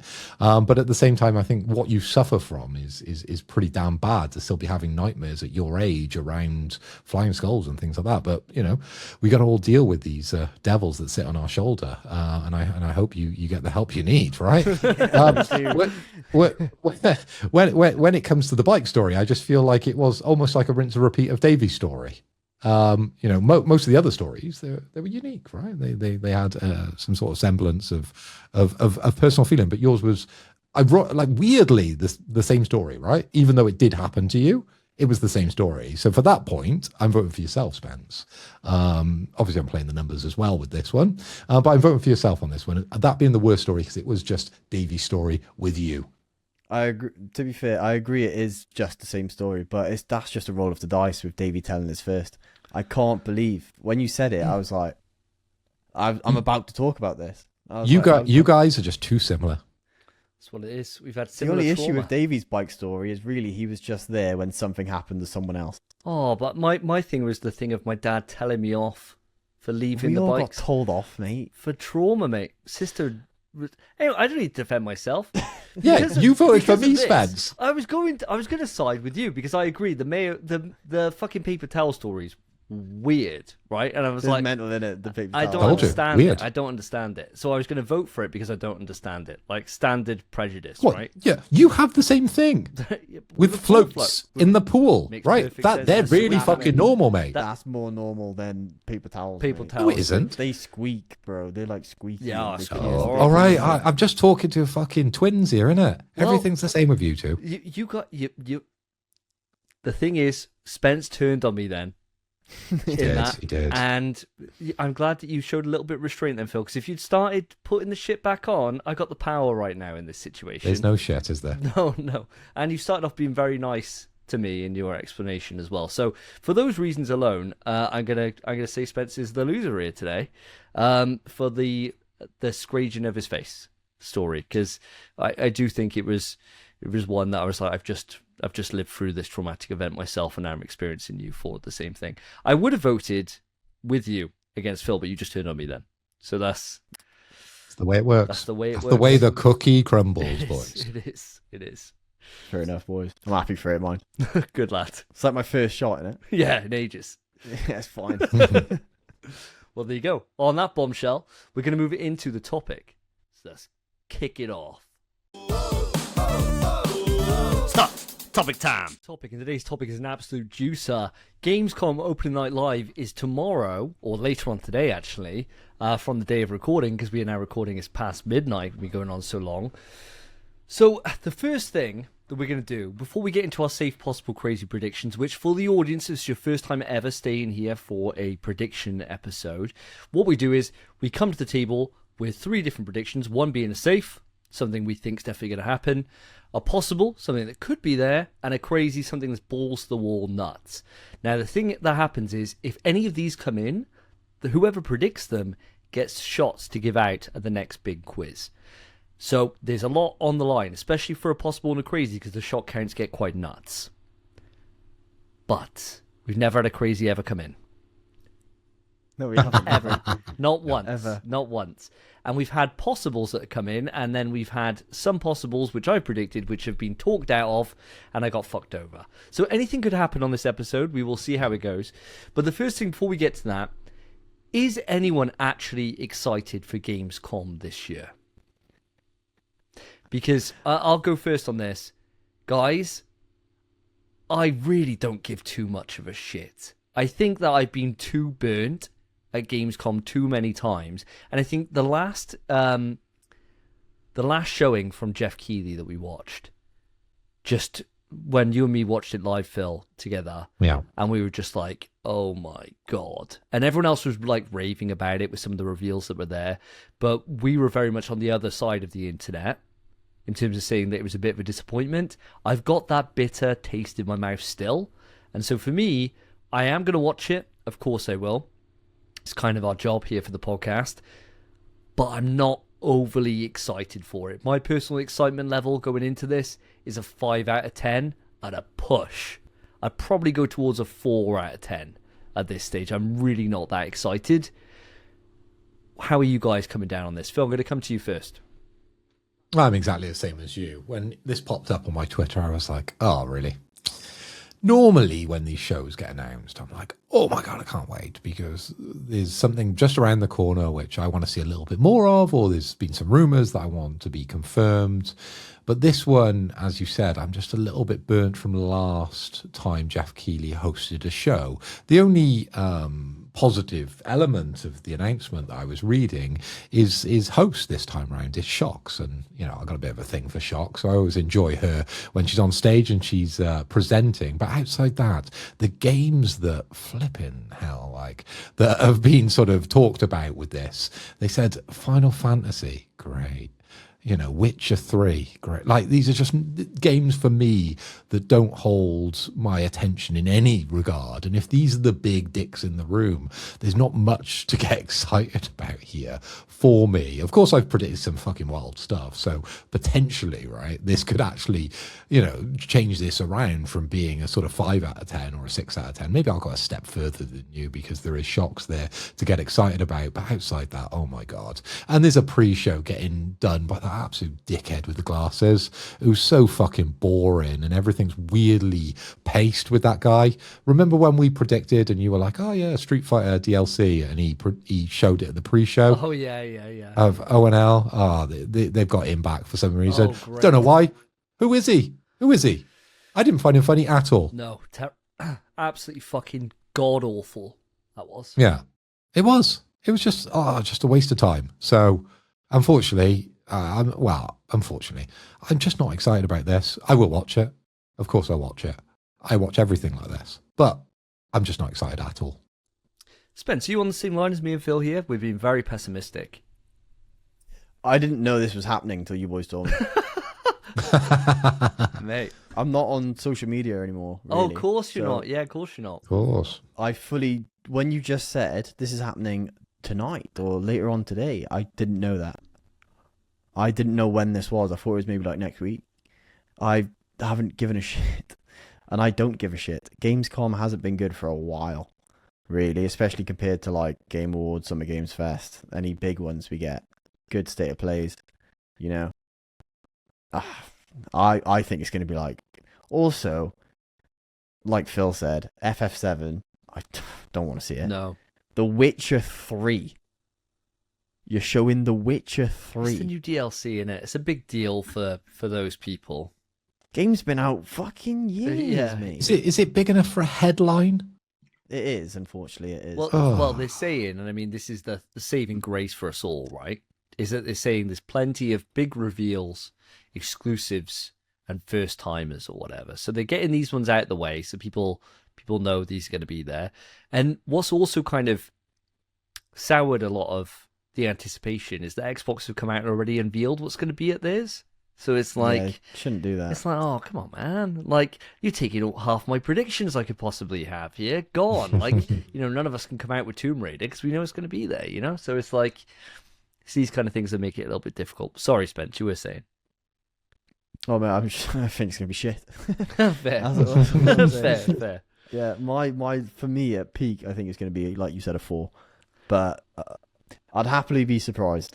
I mean, the good thing is, going in with this low an expectation, if it's actually good, then it doesn't take an awful lot to beat our expectation, right? There's nothing worse than when you're coming out of it being like super excited, it's going to be 9 out of 10, and then you're like, fuck it out, shit. I think that's what happened to us at the Summer Game Fest, right? Like, we'd predicted so many crazy things. We were so excited, and then after me and Phil watched it live and you couldn't watch it, Spence, I think you were busy, we were like, just don't bother. Like, save your time, remember? But I didn't see you say don't bother till after I'd seen it. Oh, fuck. And I was like, fuck's sake. Yeah, what shit else. I'll tell you, I'm not watching this. No. Gamescom. I can't be asked. I might, if you boys, I won't watch it when it happens, and I know you boys will. If you boys say in the chat, oh, that was great, maybe I'll check it out. But I think it's. or if we do watch it together, Let's that'd be nice. let's watch it together. Yeah, if we're watching it, let's watch it together because at least makes it entertaining to all be sharing each other's misery, right? Like When is it? it's tomorrow at sometime. Can't remember now offhand. Give us a look. Is it 8 p.m.? Yeah, 8 p.m. Oh, we can be playing Big Walk, man. Yeah, true. We could be playing Big Walk. I mean, the problem is, Should we right? play whilst we have it on? We'll do that. Oh, I can't do both. I need to watch it again to be able to have an opinion on it. We'll chat about it off here. We'll let you know. You'll have to wait 2 weeks, audience, because we're not live reacting to this. No. So that's fine. Well, at least that's confirmed. We'll discuss. God. We'll tell you all about it in 2 weeks. So let's get into the safe possible crazies then. So the way this works, we always start with Spence, regardless if he's the king or not. He always just gets privileges for being the youngest. It will then go around to Phil, and then for me. We can't reuse any that anyone else has used, so we all got to make sure we got backups. And hope to God that not all of our backups taken. Spence, over to you. Kick us off for your safe. All right, I'm going to start. I think this is pretty safe, but then I'd also expect it to be shown elsewhere. Okay. So it might not be safe, but I'm giving it enough anyway that I think it is. Phoenix, Cyclops, gameplay, and date. And date. Oh, okay. Yeah, because he's supposed to release in fall. We know that. I'm saying we get a date and we get to actually see what he does. We get a trailer. So I imagine he's releasing soon. I like it. I'm annoyed because it's my possible is this is a part of my possible. But then I had more. And costumes. No, and a new character reveal. I was also going to have this. It was my safe. So you had this to say. Fuck. So We all did. We're all excited about Tokon, right? It's the obvious pick. Yeah. Spencer Yeah. goes first. He's got the obvious one. Yeah. For us, anyway, it appeals to us to see Tokon at something like this. Now he said it, we can kind of dispel it a little bit because last time there was anything to do with a fighting game, it was in the pre-show. At ONL previously, so could be on dodgy kind of area there, but that obviously doesn't award you a shot. It needs to be in the main show. Okay, Agreed. I agree with that. I like it. I think it's a good one, and I think you haven't stretched it too far. Like with mine going into the possible was going to be a new character reveal and more footage of Cyclops shown too. That was my actual word for word possible. So I'm happy for you to take this in a safe, and for it to be Cyclops specific. Hell yeah. Cheers, boys. Thank you very much. You're welcome. What about yourself, Mr. Hoy? I hope you had a backup.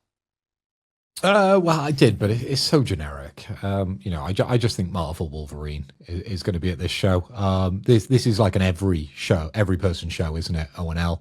And I think PlayStation probably want to show off a little bit because they've had so much negative press across the world about everything, and I think they want to show what they're doing. And Wolverine is coming very, very soon. We've all pre-ordered it, so I'd imagine they want to just squeeze it out a little bit more and get a few more pre-orders. So I'm thinking we're going to see a final big Wolverine trailer at the show just to bring the hype. I hope you accept that for a safe, because that was my poor attempt of a very predictable safe. Hey, the thing about a safe is it's only worth one shot, and it comes It's to the true. territory, right? Like you can have something like this. I had this as my safe as well. So this was one of my two choices I had for my safe. So I'm fully on board with it. Like we don't have to go too into depth for a safe. So yeah, I'm totally cool with it. Have you got any problems with those, Spence? It's a shoe-in, I think, but I am happy for it. But it is like, yeah, of course it's going to be shown. It's out in like, a week, 2 weeks. What would happen is a question. What would happen if, you know what they do for like Nintendo at these kind of things, where they're not shown there, but they have like an advert that's taking place. Oh, right, okay. No, I don't think that counts. I think it's got to be shown. It's got to be shown. Okay. Yeah. I think it I think can't with be I think with the footage we've already seen. Oof. I mean, they're probably going to reuse some of the footage. Yeah. No, if before. there's anything that's new, even like a second of it that's new, it counts. Okay. So it can't be like the sizzle reel adverts, that kind of thing. It's got to be like, here's new trailer for Marvel Wolverine or whatever. Yeah. Those Even if it's just a trailer that's literally the same trailer as the last one, but there's an extra second. I'd count that. You get to see another kind of partner because there's lots of team ups in that game, isn't there? I'm not saying that's my prediction, but I'm just giving you an example of what they could include. Okay, cool. Something different. It's going to be something different. Yeah.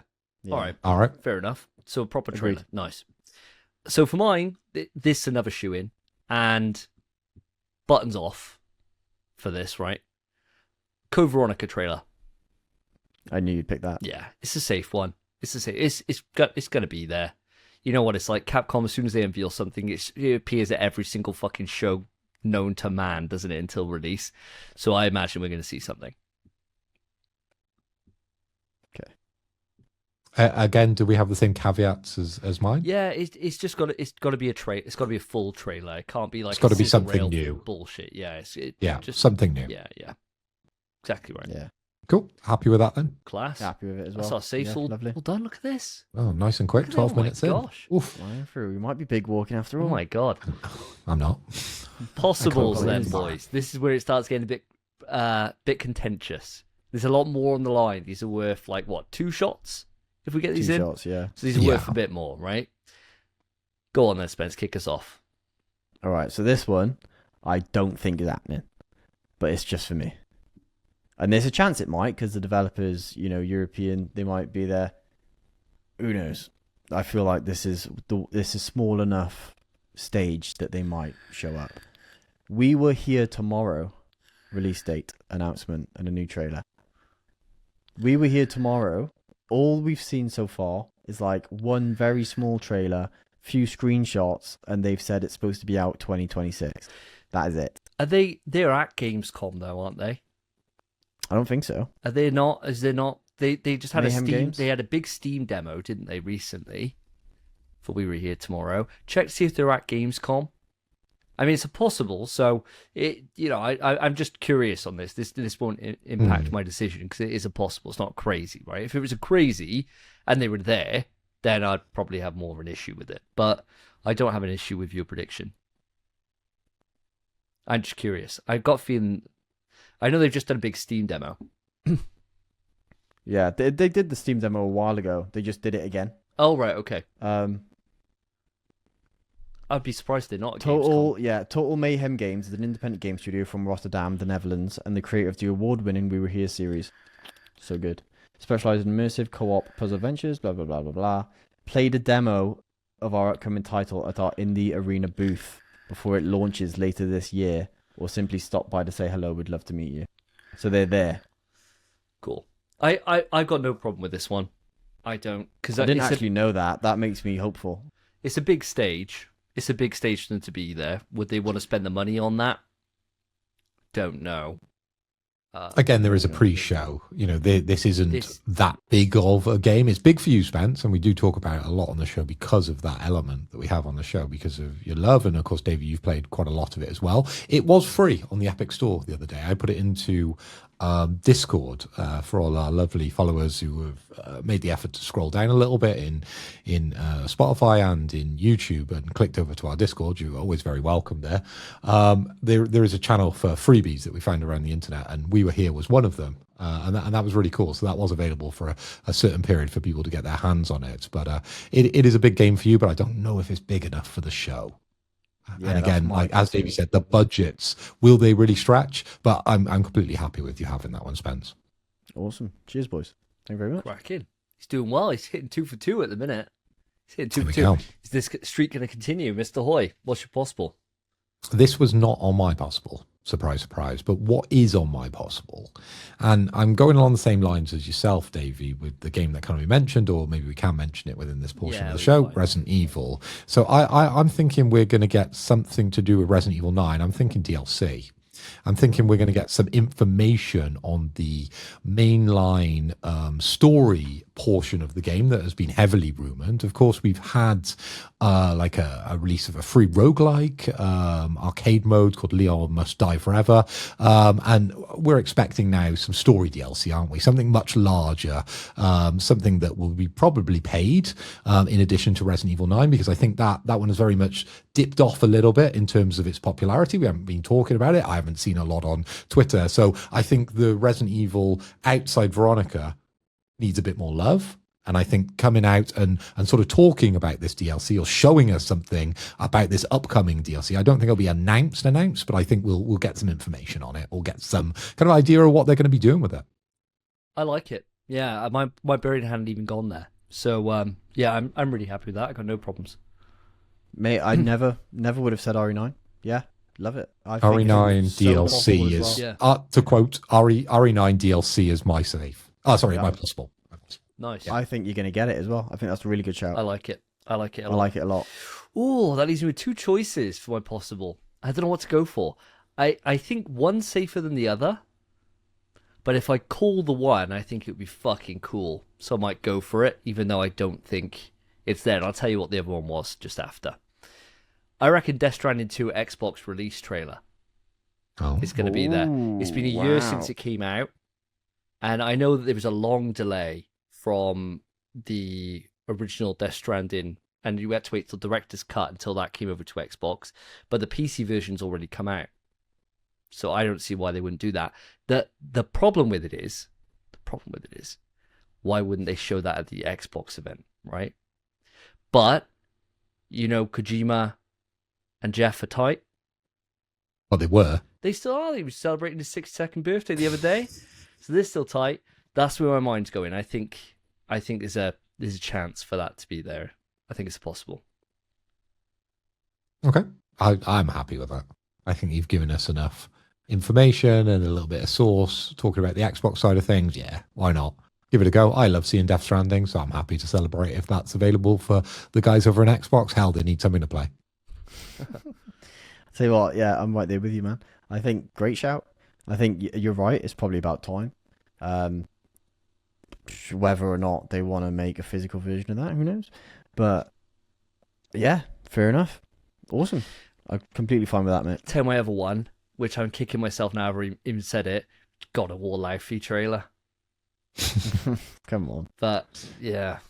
I think I'm happy with the Death Stranding one. Happy with Death Stranding. The Death Stranding one feels more possible to me. Do you think so? Rather than live feed? Yeah, I don't think they'd show it here. Where was live feed was showed at the last conference, wasn't it? Yeah, we've just had a big dump, haven't we, about Loudfee as well. Yeah. So I can't imagine they're going to double dip on this show. Because Gamescom. Yeah, we're not close enough to it. Yeah, it's out in February. Yeah, think that'll so be that like would Game mean Awards. Game Awards then. Yeah, Yeah. it'd be a safer game. It wouldn't be Awards for this. Yeah. Yeah. If Laufey's at this, I'd be a lot more surprised than if Death Stranding's on Xbox is confirmed. Yeah. All right, well, there you go. I'm quite happy I made up my decision. So we're getting into the juice now, the absolute juice. Balls to the wall. The ones that definitely will cause contention if there's not enough meat on the bones here. Crazies. Spence, who'd you? I really didn't know what to put for my crazy. Okay. So again, same as the last one, which the last one's very possible now, which I didn't realise. So maybe this one's very possible too. I doubt it. There's no way. This one's just for me. Guitaru Man remake.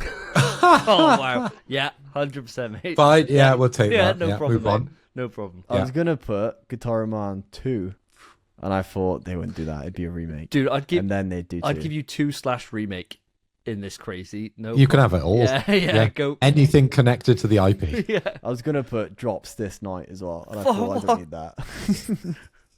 Jesus Christ. No, Guitar Man remake, please, God. I'd love it. Extra levels. Oh my God. DLC. Oh my God. I'd lap it up, mate. Oh, you would. You'd be straight in, first in line, pre-ordering. Yeah. Get release the plates. Yeah, I want the controller, dude. I want the Plates for Guitar Man. That is crazy. That'd be wild. I'd buy them. Yeah, fucking Heartbeat. right, you would. Heartbeat, I'd buy them. Fucking hell. Okay, fair enough. That is crazy. I like that. Phil, over to you. Okay, mine is going to be crazy, but I'm going to follow along the same lines as yourself, Davey, with Kojima. Okay. Because they have a long-standing history. Okay. And Kojima has sort of dangled the carrot, I think, with quite a few different IPs, hasn't he? So I'm trying to pick which one would be the most likely. But it still would be crazy because it's a brand new IP, okay? And I know he's been working on a PlayStation-backed espionage action game called Sint. Svint? Fizzint. Is that how you would say it? Yeah. Fizzint? Fizzint, yeah. So we haven't seen the actual game for this, but it does come up a lot on Kojima's Twitter and a lot of the things that are put out around Kojima Productions, right?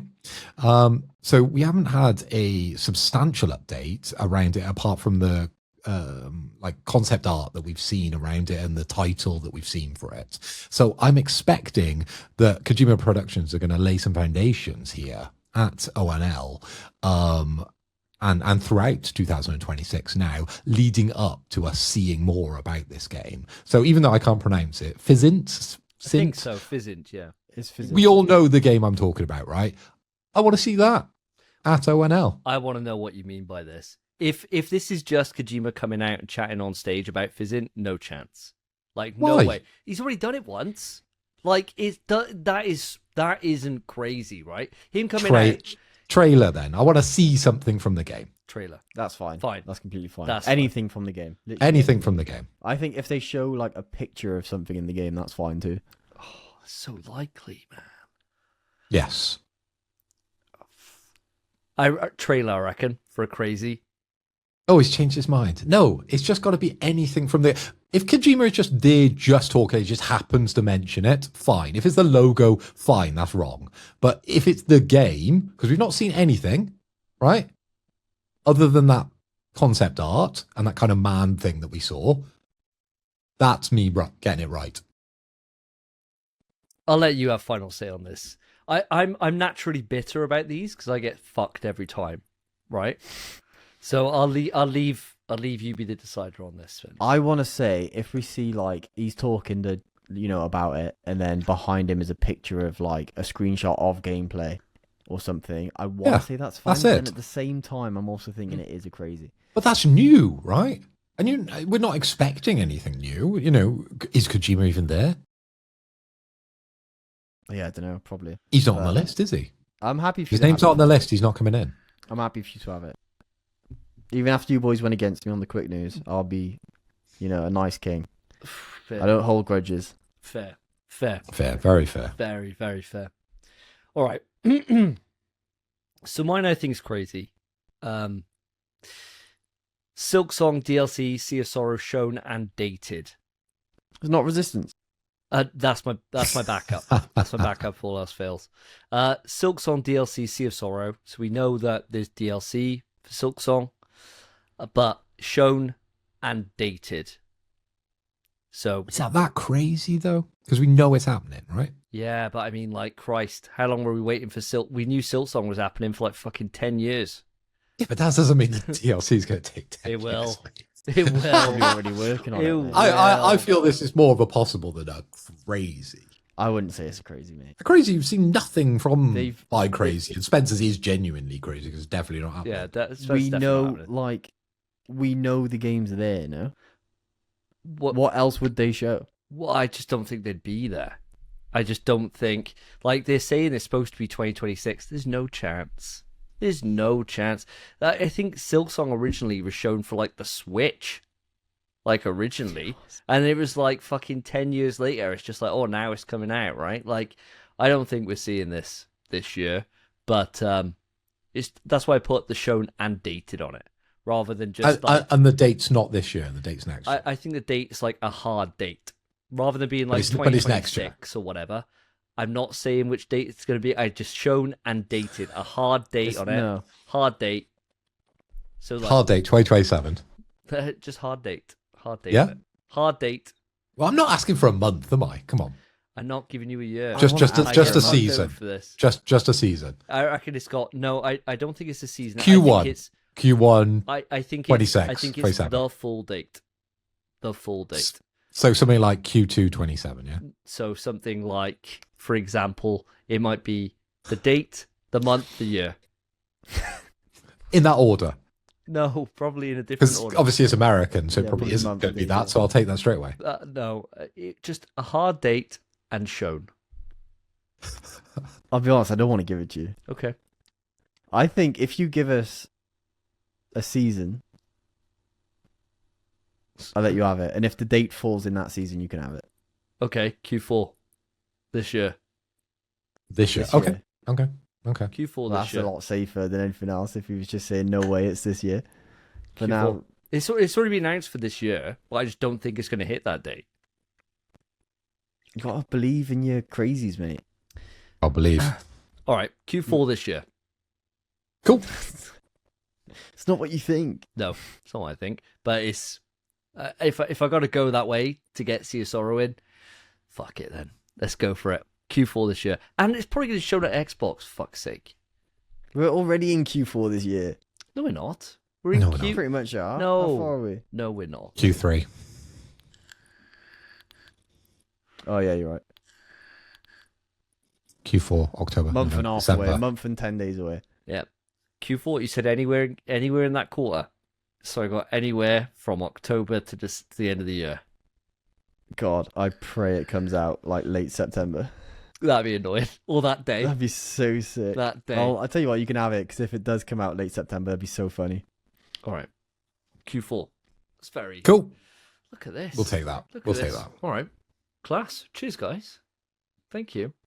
Well, there you have it. So that is our Safe Possible Crazy. If our predictions come in, it would be a good show, this. Yeah. Unfortunately, looking at our track record, probably not. Probably not. Probably not. I got faith, man. Guitar man. That's the Can one. happen. That's definitely the craziest of today.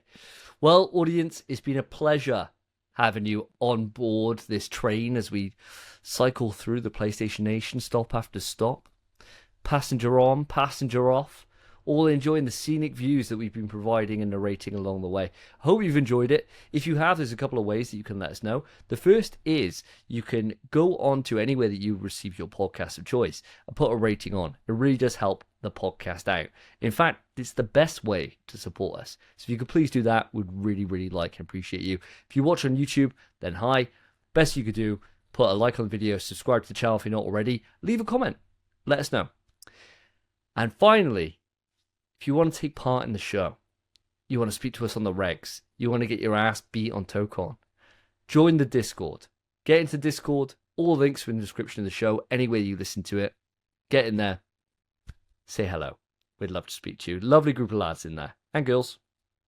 Groups all round. As you say, Spence, what do you say? You say something about non-binary pals or whatever? I don't even know you. Guys, gals, and non-binary pals. It's an open umbrella in the Discord. I would like you to join and get under my umbrella. Ella.